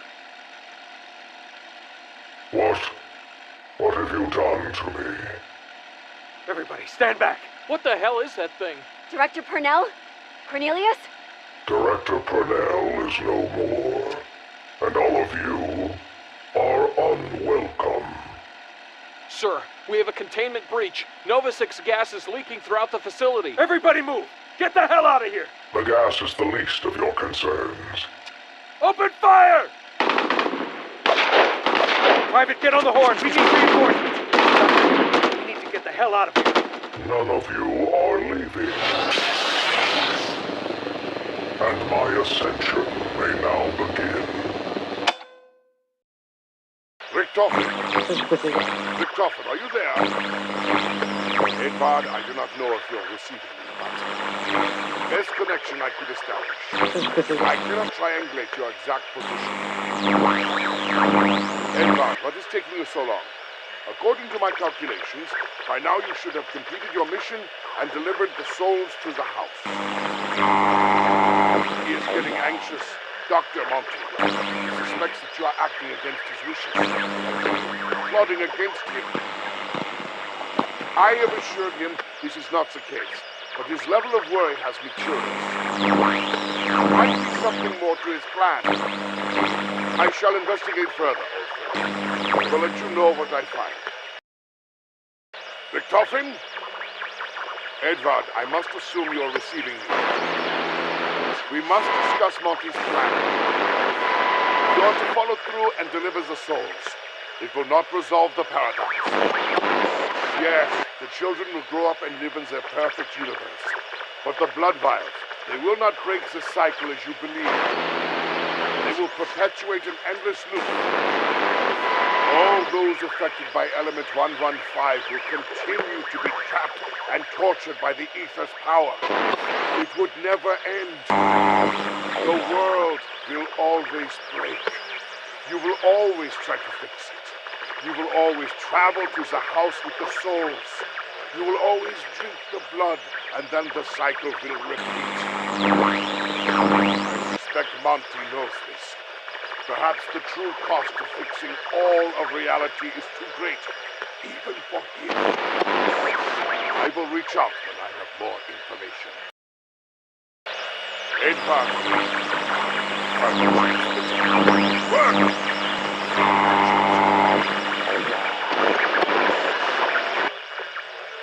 Oh, that is much better. Everything is so complicated now, Edvard. Remember when the world was a simple place? No time travel, no multiverses, no paradoxes, no existential crises. It is the Aether, Edvard. Once it touches something, that thing is forever corrupted. It cannot be undone. Do you not see, Edvard? Dr. Monty never planned on fixing anything. He could only start over. Well, he could fix it, but the cost of this would be too great, even to him. We were doomed the moment element 115 came to Earth. The only way to prevent all of this, the only way to halt the unraveling of space and time, which, need I remind you, we are both directly and indirectly responsible for, would be to purge element 115 from existence before it ever encountered humanity. How one would do this, how that would even be possible, I do not know. Dr. Monty must know this is the only true way to fix everything. Yet he chooses not to do this. There must be a reason. I will find out why. By this point, I must assume you are receiving these messages. I hope you are, especially after what I have just learned.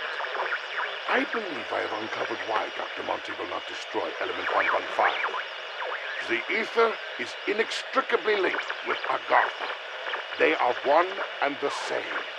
Agartha, the physical space, is constructed and exists of the Aether.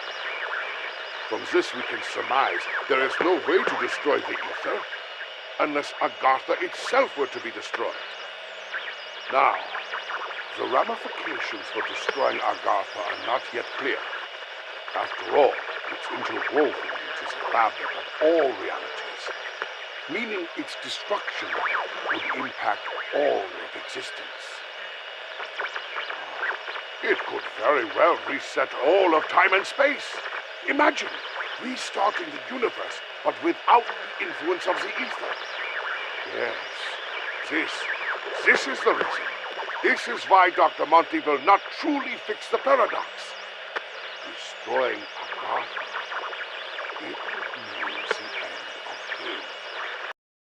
The Toten! The Toten, damn you! I need to know if you're receiving this! This could be problematic. I may need to resort to drastic measures. Stand by me. Wait on my signal. You will hear from me very soon.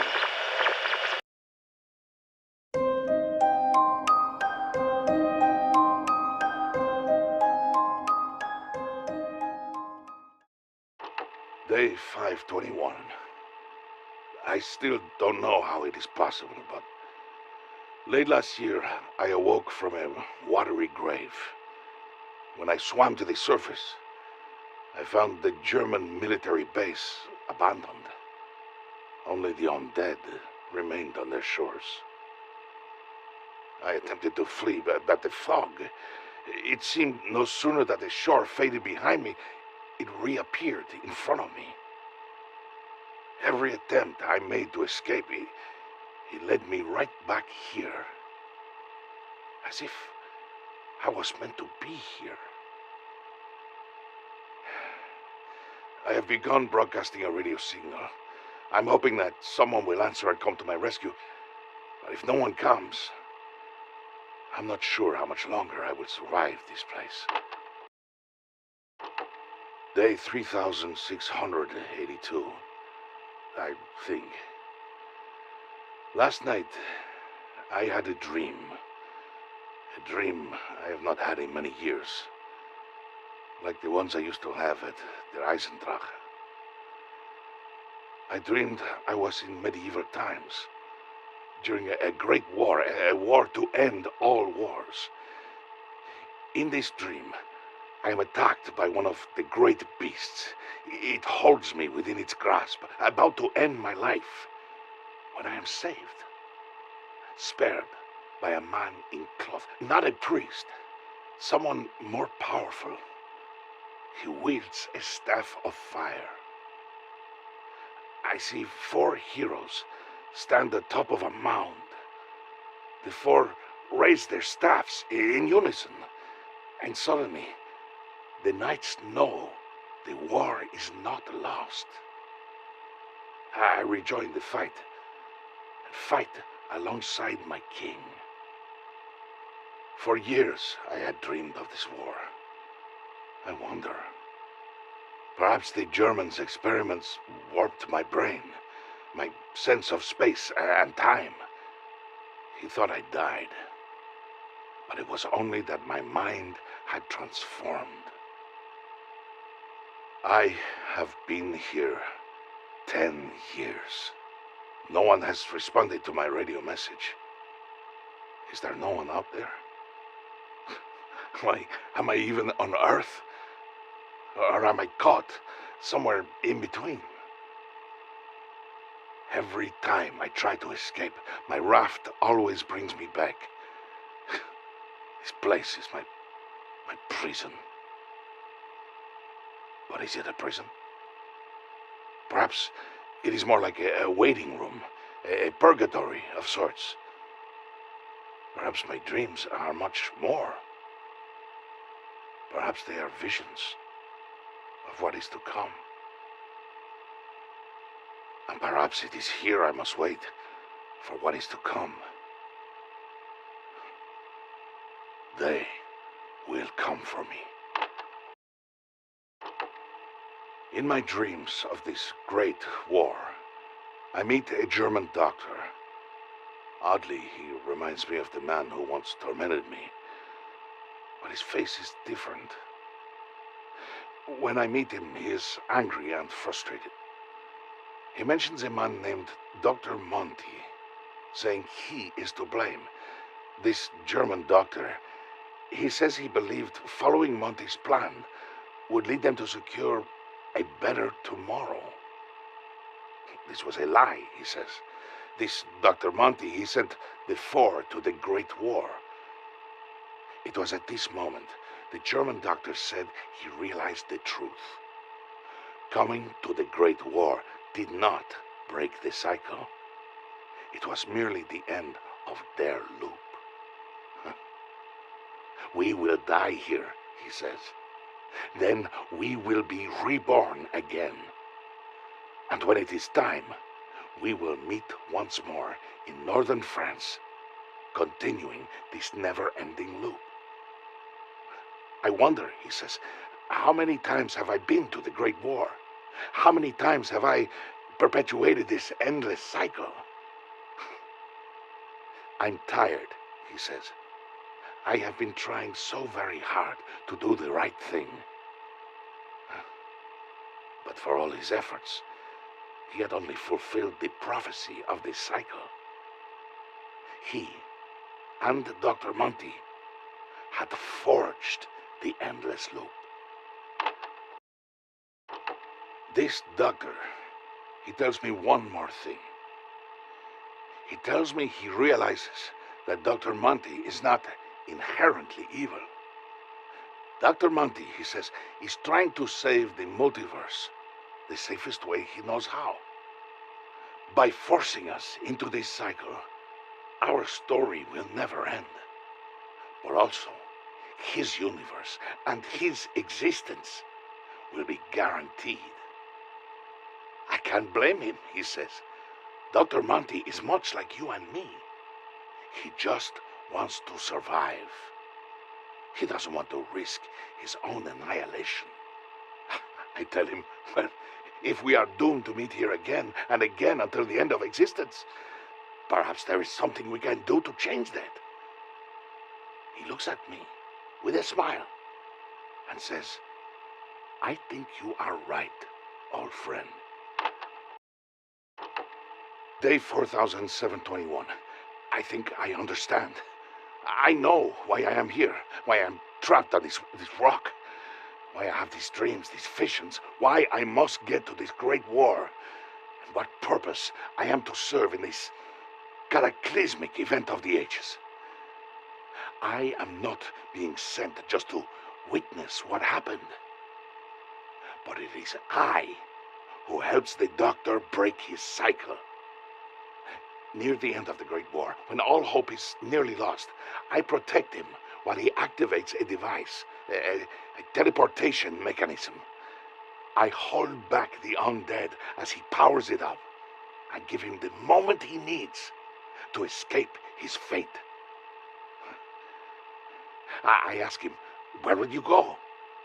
He says, there is a prison I must travel to. Hopefully, I can intercept our friends before it is too late. Before he goes, I give him the elemental gem from the Staff of Fire. I had seen it used to vanquish great evil. He once used it to save my life. Perhaps it will serve him well on his new path. This is why I am here. It is no coincidence that I have also been left with the plans for the Agarthan device. That is how I get to the Great War. I'll need some help. But in my visions, I have seen that I will have help soon. For now, I must bide my time. For my time is coming. Log entry 937, date May 15th, 1942. Dear Diary, Our men have safely returned from Africa, where they recovered a number of artifacts buried underground in some sort of subterranean cowboy village. Apparently it was American. That's right, an American cowboy western town, buried underground in Africa. Stupid American Schwein, with their apple pie and their baseballs, all thinking they can just waltz into another country and claim it as theirs. There is no art to their work. But I digress. The boys have returned with a number of fascinating articles and documents. They have pieces from a destroyed machine called the Pack-a-Punch. With a name as clever as that, it must be American. I have given the schematics to Dr. Porter. Perhaps he will have better luck replicating Jebediah Brown's work. Speaking of that blacksmith, we also recovered plans for the Agarthan device. It seems that the blacksmith already built one of the pieces, the fabled Vril vessel. The Agarthan device, a device capable of granting that which one desires. Almost like a genie in a bottle. I think I shall keep this genie in my back pocket. If my plan fails, and it won't, perhaps this device can get me to Agartha. Log entry 1438, date July 18th, 1945. Dear Diary, I have been at Group 935's Siberian facility now for merely days, but mein cup already runneth over with exciting news. First, yesterday, I learned that I would receive not one, not two, but 3 test subjects. Hopefully with proper 115 injections, we will be able to use these specimens to access the human mind. The Chancellor's undead army is on standby until we crack this crucial step. And secondly... Here he is, Richtofen. Get your damn hands off me. Now what do we have here? A spy? If you know what's good for you, you'd let me go. Oh yes, yeah, I'm sure you work with someone incredibly important. Honestly, you have no idea. How did you find my secret facility? Who are you? I'm a reporter. I was hired by a man, Mr. Ract. I never met him. He asked me to find some goods for him. Things he wanted badly. Sounds thrilling. And what were these goods he wanted so badly? Look, I don't know the specifics. He just told me to travel to Russia. He gave me these coordinates, which led me here. How was I supposed to know it was a freaking German base? He gave some vague description of a strange metal object. This, I assume? Yeah, that'll be it. Called it the Seal of Duality. Whatever the hell that means. Well, the Vril vessel is not for sale. And is certainly not for stealing. But it is curious. I have only just arrived at this facility, bringing the Vril vessel with me, yet you somehow knew it would be here. How is this possible? How the hell am I supposed to know? I just go where the Shadow Man says to go. I don't know how he does it. Listen, if Mr. Rapt wants to find you, he's got his ways. Look, you want to go ahead and get this over with? If you're going to kill me, kill me. Not like it'll matter. It's kind of funny, you know? Something Mr. Rapp said. About if I failed him and died, it'd be okay. He said he'd reach out to me all over the multiverse, whatever that means. I didn't pay it no mind then, but maybe some other me is out there having a lot better luck than I am. Sir, what should we do? Take the strange, sad riddle man away. Find a hole. Log entry 1469, date August 28th, 1945. Dear Diary, progress continues on unlocking the human mind. If Germany hopes to continue their war, they need an undead army willing to obey orders. There's also been further interest in the Super Soldat program. The German Chancellor considers this of high interest. We have begun the cloning process. We will have to see what results we yield. Test subject N3WB has been vomiting for 2 days straight. Our poor janitor. He has nightmares. Needless to say, we will no longer be serving fish. The Russian subject continues to be unresponsive. Dr. Yina suggested a serum made of vodka, but considering my concerns about his loyalty, I wonder if this is perhaps another attempt at sabotage. The specimen from Mexico continues to rant incoherently about giant monsters and some uber-fun war. Perhaps we were a little too eager with his 115 injections. I did not think he would go this crazy so quickly. If I'm being honest, I'm beginning to find this work a little drab and boring. Undead army, super soldat programs. Group 935's deal with Germany has truly limited the organization's potential.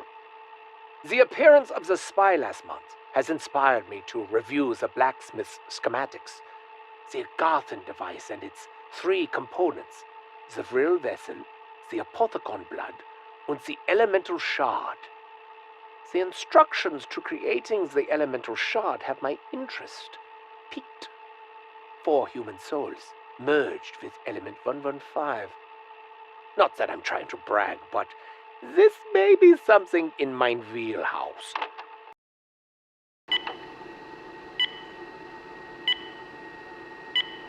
Scalpel, please, Dr. Yi. Scalpel, Dr. Richtofen. What exactly are you looking for, Dr. Richtofen? We are attempting to locate an appropriate stimuli that will trigger the brain's involuntary willingness to obey command. There we are. Forceps, Dr. Yi, if you please. Forceps, Dr. Richtofen. But the liver and kidneys, or the spleen? Our goal is to unlock the barrier to the human mind. With element 115, it is important that we explore every possibility. The barrier may be where we least expect it. There we are. Retractors. Retractors? It seems the Chancellor has been pushing us harder these last days. Is this because of the spy that was discovered at the asylum? I do not know, Dr. Yina. Our German leader, along with Dr. Maxis, is so limited in his thinking. His goals are simple-minded, childish. Keeps pushing for his undead army when he could have the elemental shard. The elemental shard? A device capable of endless energy. We could use it to craft anything, including an Agarthan device of immense power. Hold this open while I grab the injector. Agarthan device? Why haven't I heard about this? Dr. Yina, do you have a firm grip? You're shaking. I'm ready. Please, proceed. Injecting serum in 3, 2, 1. Hold it open. The injection is nearly complete. I can't hold this grip. Well, I guess the barrier isn't in his spleen. Nincompoop! You did this. I knew it. You let go on purpose. Richtofen, it was an accident. My hand slipped. Dunkov! Oh, well, the Russian subject recently began responding to stimuli, but only after injecting him with a new serum made primarily from vodka. Perhaps this is a breakthrough in the experiment we have been waiting for. Perhaps I was too harsh on Dr. Yina. It was he, after all, who suggested the vodka serum. Credit where credit is due. Today also marks a great success for one of my side projects. Using a processed rock of element 115 and the vril vessel, I was able to successfully siphon a piece of the souls from our 3 specimens and inject them into the rock. Without access to a fourth individual, I used part of my own essence. Much to my surprise, the rock grew and transformed, creating a beautiful shard of glass made purely from element 115 and parts from 4 human souls. The Vril vessel, the elemental shard. All we need now is the Apothecon blood, and the Agarthan device shall be complete. End log entry 1474. Or should I say 1474? Doesn't matter. You cannot do this. You have no authority. You left me no choice, Dr. Richtofen. You used 935 resources to work on personal projects. You've been threatening the employees, myself included, and you're clearly suffering from excessive 115-induced delusions. Suffering from excessive 115-induced delusions? How dare you accuse me of such vile lies! Dr. Maxis has ordered the elemental shard to be sent to Division 9, where they are better equipped to study it appropriately. You are to cease experimentation on the test subjects and put them on ice. You are to return with them to Der Reese and meet with Dr. Maxis.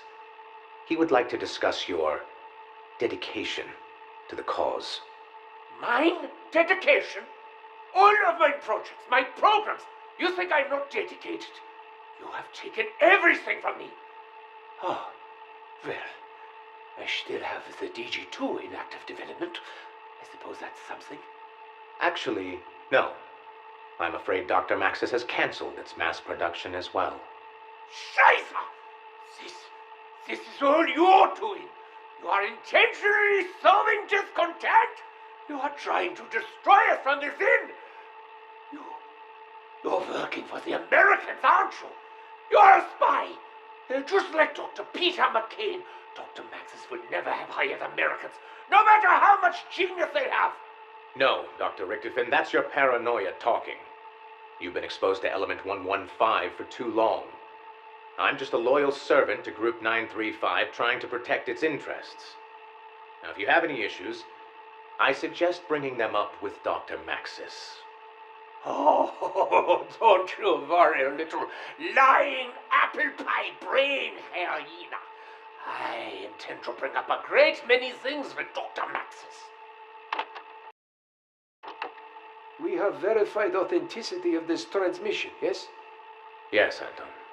A recon unit traveled to the old facility. Apparently, a survivor has been living there since the end of the war. Since the end of the war? 13 years? How can this be true? And how did we not know about this? Unfortunately, your guess is as good as mine. And his proposal, this Garthan device, what do you make of this? Personally, it sounds too good to be true. But this isn't the first I've heard of it. Dr. Richtofen had mentioned it as well. Just think, Harvey. A device capable of granting that which any man desires. I simply think it, and bang! It is reality. We could beat Americans to Group 935 lunar facility. We could become leaders of free world overnight. The potential, it is certainly infinite. So, he says he will construct a device, but first he needs us to find something. He says we must bring him the blood of an ancient creature. He gave us the coordinates. It's at the bottom of the ocean. Recovery will not be cheap. Well, we do not need the creature, only its blood. Harvey, do not worry. The reward will pay cost tenfold. This is how the Ascension Group leads charge into New World. I understand. And there was one more thing. He warned us to bring him the blood straight away. When exposed to the elements for extended amounts of time, it becomes volatile and unstable. He warned us the blood is alive. Let us worry about collecting it first. We will decide the next move after this, Dr. Yina. Of course, Dr. Gersh. I trust your trip was a success. Like you wouldn't believe, Anton, what we found down there. The creature was magnificent, gargantuan in size. It was otherworldly, a remnant of a different age. Oh, I wish you could have seen it. It was at the coordinates provided. Yes, 43 north, 180 east. The blood has a fluidity to it that I find fascinating. We would have investigated further, but we intercepted a transmission that the Americans were in the area. Somehow they'd been informed about the creature's location. Ah, these damn leaks. They will be our undoing. It seems every step we take, the Americans follow suit. Mark my words. There is a mole in Ascension, Harvey. We must strike it out before it destroys us. Get a team together. People we trust. If we are to study the blood, we must make sure the Americans do not find out. To study it? Anton, I think we should follow the plan and deliver the blood to the Siberian facility. Yet, Harvey. We cannot. This struggle with the Americans, we cannot let them get the advantage. This blood is our only leverage. After the war and Group 935 disbanded, you came to us. You came to me. You saw a better vision for the future here than what your America was offering.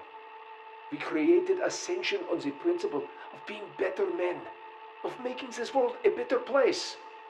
If this blood is key to unlocking the future, we would be fools to not take this opportunity. Perhaps you are right. At the very least, we can study it. What's the harm in that? How are the experiments coming, Dr. Ina? Fascinating, Anton. Truly fascinating. The blood, it's not so much fluid as it is very much alive. It moves, it changes shape at will, reacts to our touch. Alive? How is this possible? I'm not sure. One theory is perhaps the creature itself was more of a vessel, and that its blood is made up of 1,000,000 different organisms that control it, like a crew piloting a ship. The creature died, but the organisms inside survived, trapped at the bottom of the ocean. Is it sentient? Yeah, how is it able to move? The blood uses negative space, which exists between the molecules. This negative space provides an influx of energy, which we believe fuels the blood, giving it the ability to move. Do you still believe this blood is suitable for our primates? For rocket testing? Absolutely. The blood gives them rejuvenation abilities, making them more powerful, stronger. If a monkey is on the brink of death and given an injection, it makes a full recovery in a matter of minutes. The only trade-off is they become more angry, hostile, even violent in some cases. Is this a problem? It's manageable. But I'm confident monkeys given an injection of this blood will survive spaceflight. Wonderful news. I think we can move on to the next phase of the program. We should prepare a serum for mass production. Can you tell me more about this negative space? We really don't know much about it, except that it does not exist in this dimension. Maybe a gateway from another. One of our men has theorized it might even be a black hole of sorts. Send what research you've done to myself and our weapons team. Be sure Yuri Zavoysky is included in the brief. Of course, but I will remind you we need to be careful. We've noticed the blood has been changing composition, as if reacting to all our probing and prodding. Reacting? How so? I'm not sure how to explain it, but it feels like the blood's getting angry.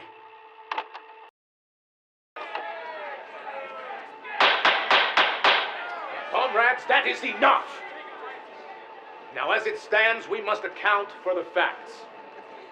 2 days ago, one of our research facilities was attacked. All personnel are dead, with the exception of Dr. Gersh and Dr. Zavoysky, who are both still missing. What about the foreign intruders? We do not know. They have not been recovered. Now, I know what Dr. Gersh and his work meant to this organization. However, all is not lost. We must remember that. All is not lost. We have no leader. Who is going to lead us now? You? An American? Yet, I'd remind you to think before you speak, comrade. I am one of the founding members of this organization, and you are someone who has forgotten their place in it. I am not saying I should lead it. Frankly, I would rather not. I would leave it to the committee to find a suitable replacement. However, with Americans, Broken Arrow grows stronger by the day. And we must act quickly if we are to stay ahead of them. What is it you are proposing? Some of you may remember 4 years ago, a contact at an abandoned Group 935 facility reached out to us. He promised to construct the Agarthan device for us, provided we brought him the blood of the beast. We never brought him the blood. Instead, we used it to fulfill our own needs. I propose I take a small crew and deliver the blood, as promised, to our ally in Siberia. With the Agarthan device in Soviet hands, we will not only end this Cold War overnight, we will bring humanity together and create a better world. This is Dr. Harvey Yena. It's the 1st of January, 1964. Happy New Year. We are 15 minutes out from the abandoned Group 935 Siberian facility, where I will deliver the blood, as promised, for the creation of the Agarthan device. After I have secured it, I've arranged for rendezvous with my handler, who will take me back to American soil. It's been nearly 20 years. I can hardly remember my former life. After Group 935 disbanded, I had a choice. Come home, or turn to the Soviets and bury myself in the heart of their organization. I chose the latter. When again would America get such an opportunity? There was a moment back in '45, right after McCain was discovered, where I thought Dr. Richtofen had discovered the truth, that I was a spy. He was right, of course. But it turned out Dr. Richtofen had his own problems with Group 935. It's time to go back home. Darn it, if I'm not excited to eat a hot apple pie and catch a game of baseball. What the? Sir, he's blocking containment! What on earth is going on? The blood. It broke containment. It started attacking the guard. Follow me. We need to move. Now! Sir, go! The day's the 14th of April, the year of our Lord 1885. A day I will hold dear until my last. I have done and spent 30 years of my life in Purgatory Point. My ma brought me out here when I was but 10 years young. She hoped to give us a chance at a new life. They're good folk here in Purgatory Point. Sure, sometimes they get a little rowdy, and maybe we strayed too far from heaven's gaze, but what do you expect from a frontier mining town? Something happened to one of the miners. Clive Farnsworth, a good man, came by the shop a few times. Anyway, he went down into that mine, stayed down there for 10 days. When he came back up, he was changed. They say he was like a feral animal, rabid and carnivorous. His mind was gone, his flesh all sallow and bloody, his eyes ablaze in a red light. First home he stumbled upon was me and Ma's. I was at the shop at the time. Ma went out to meet him, and Clive, Doc said it happened quick. Clive jumped on her, ripped her throat. Old Bill ran over, put 2 through Clive's skull, shot him dead, like a dog. But Ma, she's been laid to rest now. She'll rise up to heaven, and bless her soul, she'll be greeted with open arms. That mine, they've been digging for that blue rock. Some folks say you stare too long, you'll find the devil in it. I need answers. I need to understand what happened. I'll head down to that mine tomorrow. The day's the 19th of April, the year of our Lord, 1885. Somehow. I don't know how it's possible. Last I recall, I was headed into the mine. I swear, I was only down there for a few hours. But I come back up. Townsfolk say I've been missing for 5 days. Then there was last night. When I slept, I had a vision. 2 angels came down to me from heaven. They told me I needed to be ready to prepare for what was coming. And what was coming, they would not tell me, but how to prepare. Build a machine, they said. A machine that will grant you great power.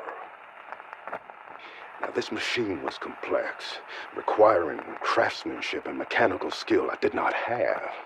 I told them such, but they said not to worry. They would guide my hands. The way they described it, it sounded like an oven or a kiln. You stick your rifle inside, and when it come back out, well, let's just say that rifle would pack a serious punch. The day's the 30th of June, the year of our Lord, 1885. My invention is the talk of the town.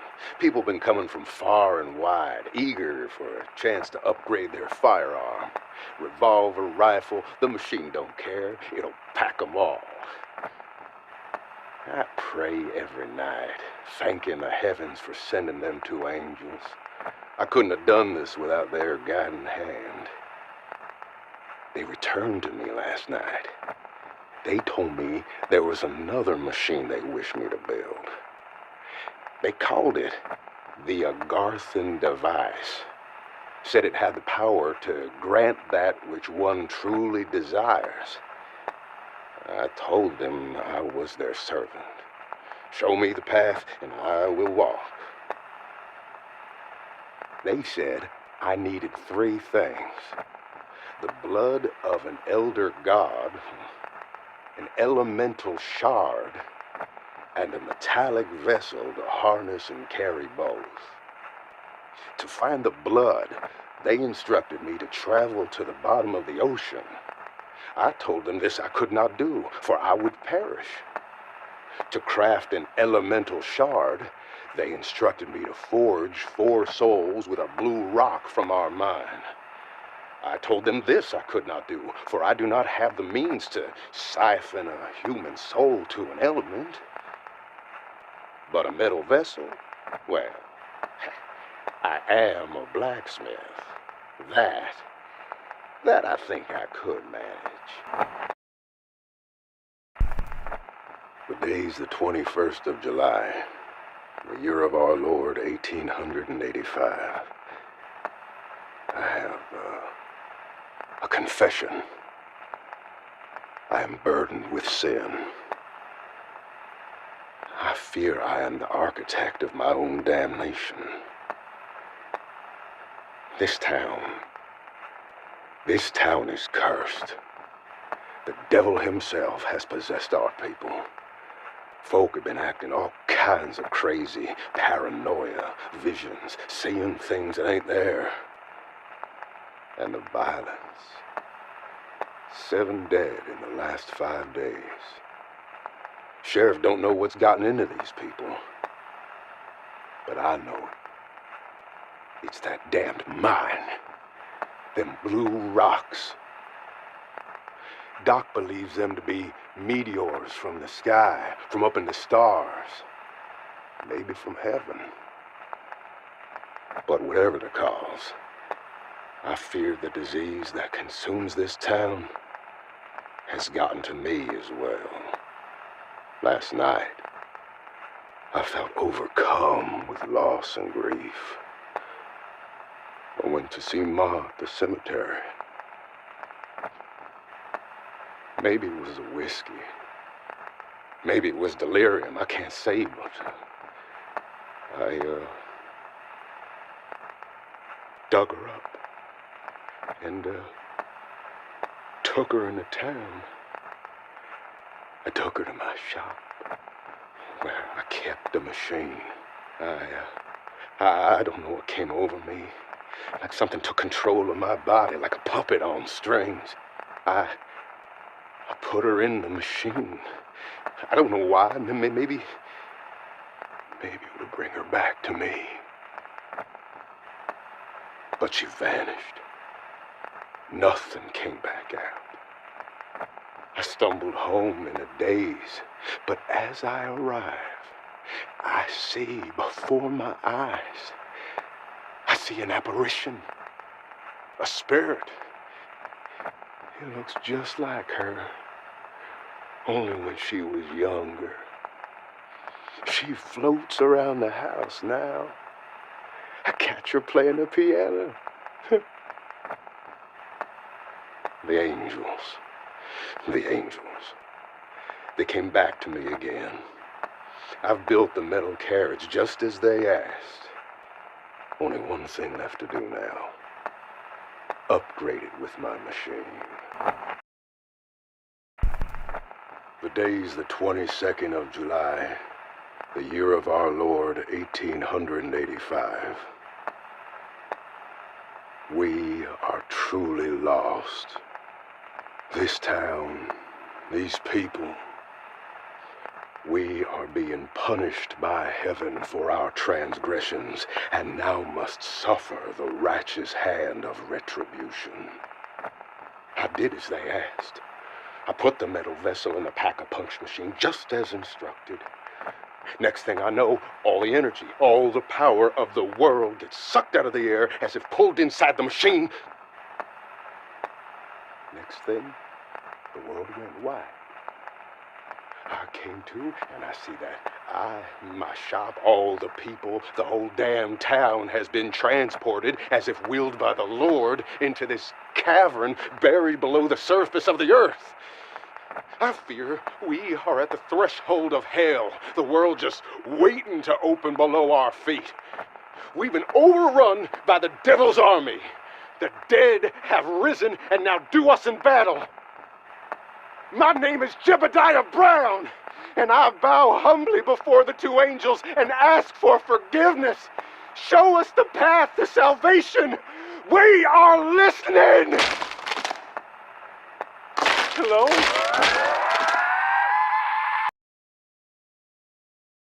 My father was my whole world.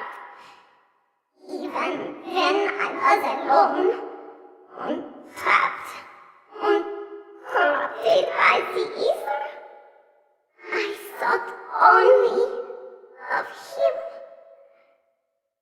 Then Toten took him from me. I thought I would never get him back. I did not know yet my papa lived. He seized control of the Aether. He pulled me from the moon to Agartha. But I saw the great evil in his eyes. The Aether had corrupted him. I watched as the madness consumed him. And he destroyed the world. I did not know what to do. With nowhere to turn, I was forced to reach out to my sworn enemies. They were different versions, living in another time and place, another dimension. The four men who once tried to kill me became the four men who saved me. And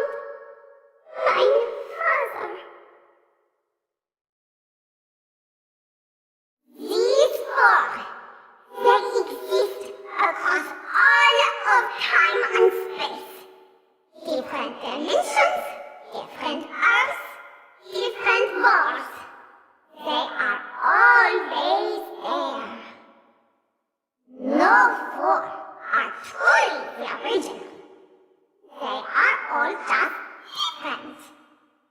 They all exist in their own way.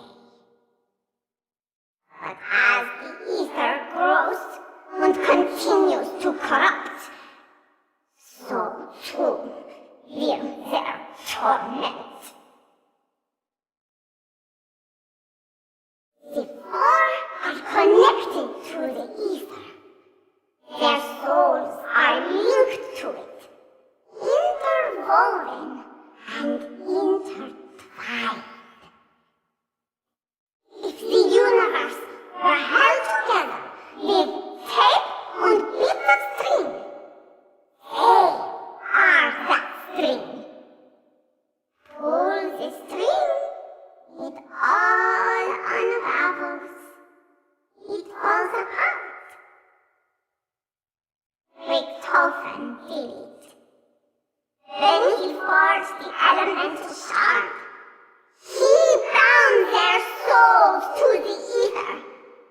All versions connected, linked eternally to the infinite. Now they are one. They give each other life. The fate of one is tied to the other. The ether, it knows it must keep them alive. It knows it must bind them to their existence. This corruption that has been spread through the universe, when it was unleashed upon the earth, it had no way of knowing. It would be bound to the four. Nikolai and the others, if they succeed, element 115, the keepers, the corruption, everything. It will be banished to the place below creation. The place of darkness. Alone is Dr. Monty. I've known some of you for a long time. The others, well, kind of feels that way too. It's not always been plain sailing, but it looks like we finally pulled it off. So, to answer Nikolai's question about what I really want, I just want my happy ending. Yeah, me too, brother. Okay, calm down. By happy ending, I mean finally being able to hang up my guns and maybe do something that won't end up getting me maimed or killed. Look, I know what you're thinking. What the hell else can Dempsey do besides be knee-deep in combat? Well, I've thought about that. We may have won our war, but that doesn't mean there won't still be a need for soldiers.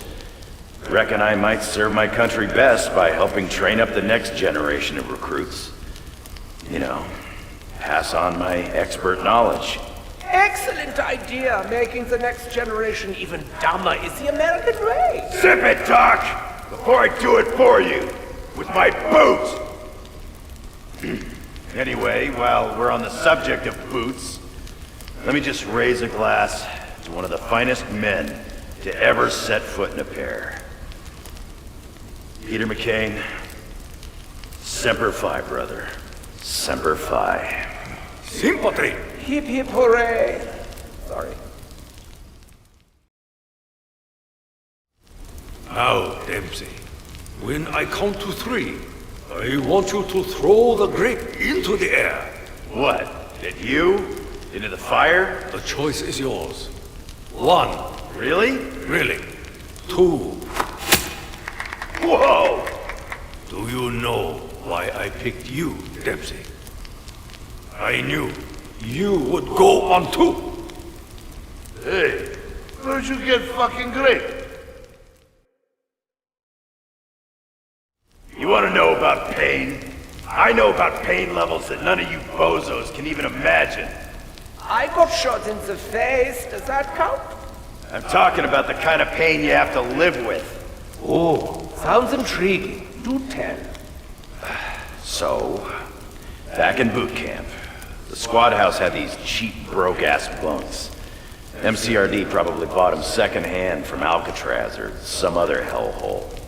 Anyways, the mattress was about as thick as your freaking finger, and it sat right on top of an old-ass metal frame of half-rusted bed springs.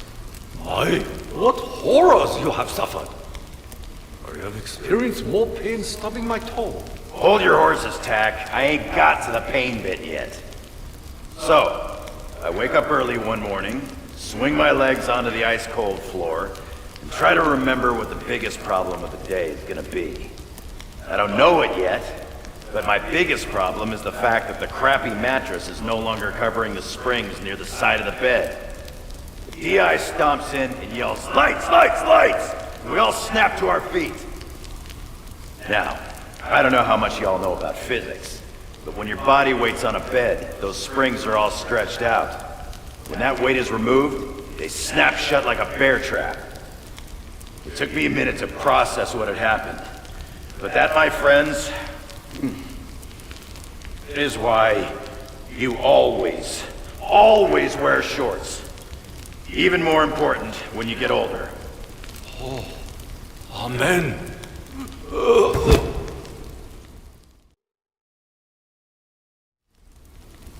So, we got these Boy Scouts to run around frantically trying to construct some Agarthan device. I get it, but what is it? What does it do? The Agarthan device can do many things. It has the power to open and close new worlds. New worlds? Ain't we opened enough new worlds? Isn't that why we're in this mess in the first place? As I said, it has the power to do many things.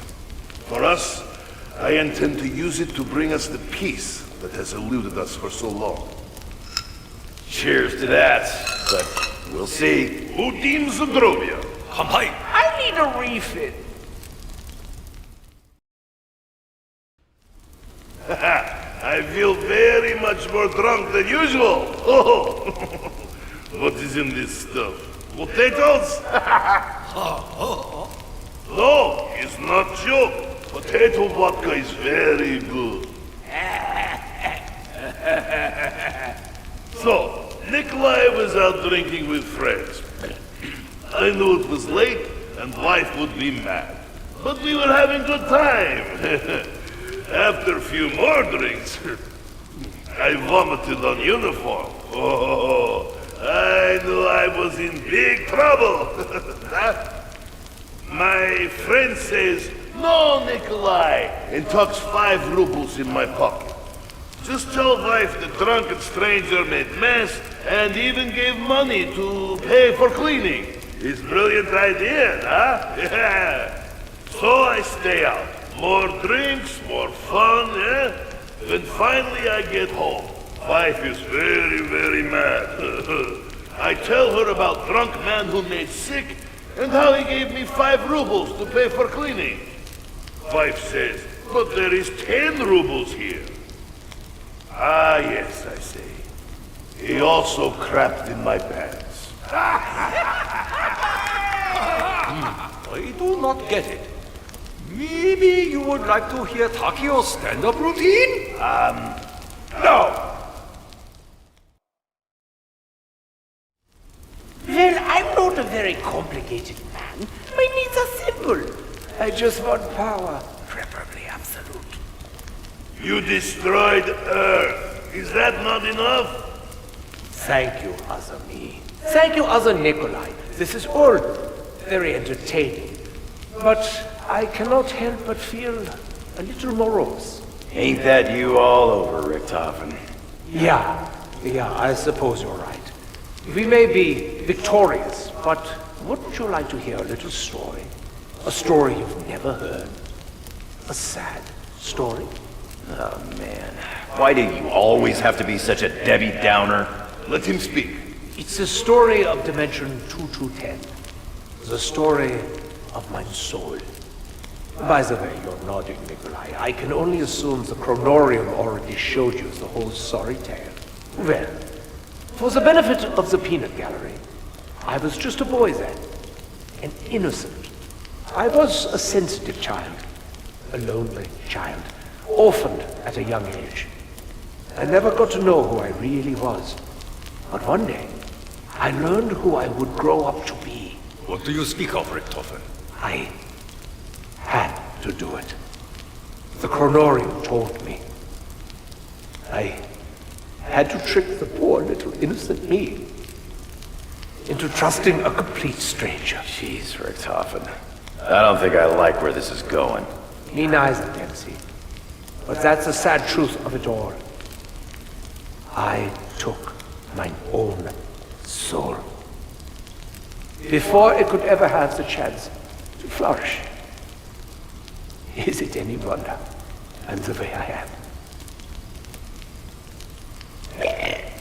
How about another drink? I am empty. So, Richtofen, what exactly is the deal with Sam? Weren't you mortal enemies? Oh yeah, very mortal. Very mortal indeed. But a lot has changed. Maybe since we both got a little taste of the MPD, it's helped us see a little more eye to eye. I know she's got every right to be mad, what with her dad being killed and all.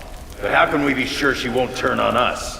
You know, there was a time and a place where Maxis was very much a father to me too.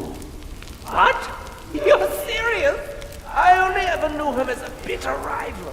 The chronorium shows only Samantha's path to redemption. When war is over, she will be normal child again. Innocent. Same as boy. No, that's nice to know. It's been a long time since I've been innocent. Do not remind me. But I'll tell you one thing. A long time ago, Samantha told me something very important. She promised she would keep us safe forever, and that she would make everything okay. She said her dad had a plan.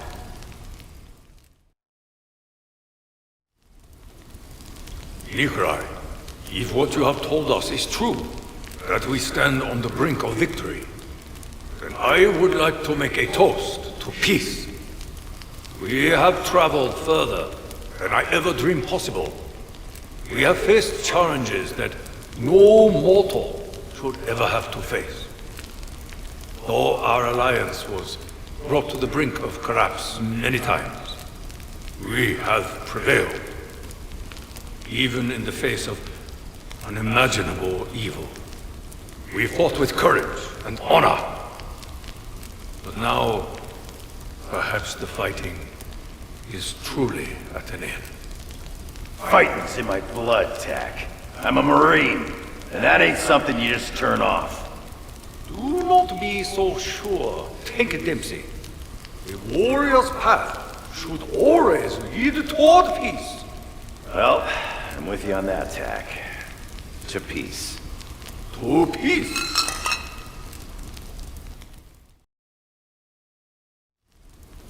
Well.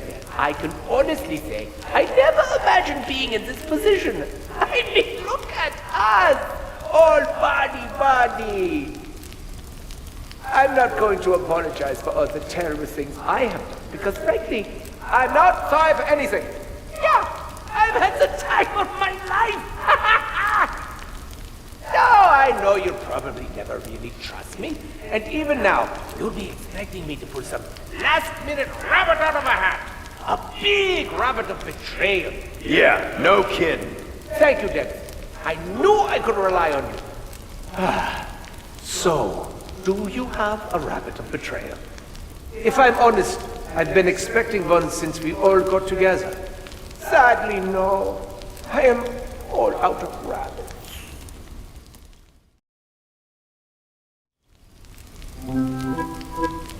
Okay, everybody, this is Old Song. I want you all to join in.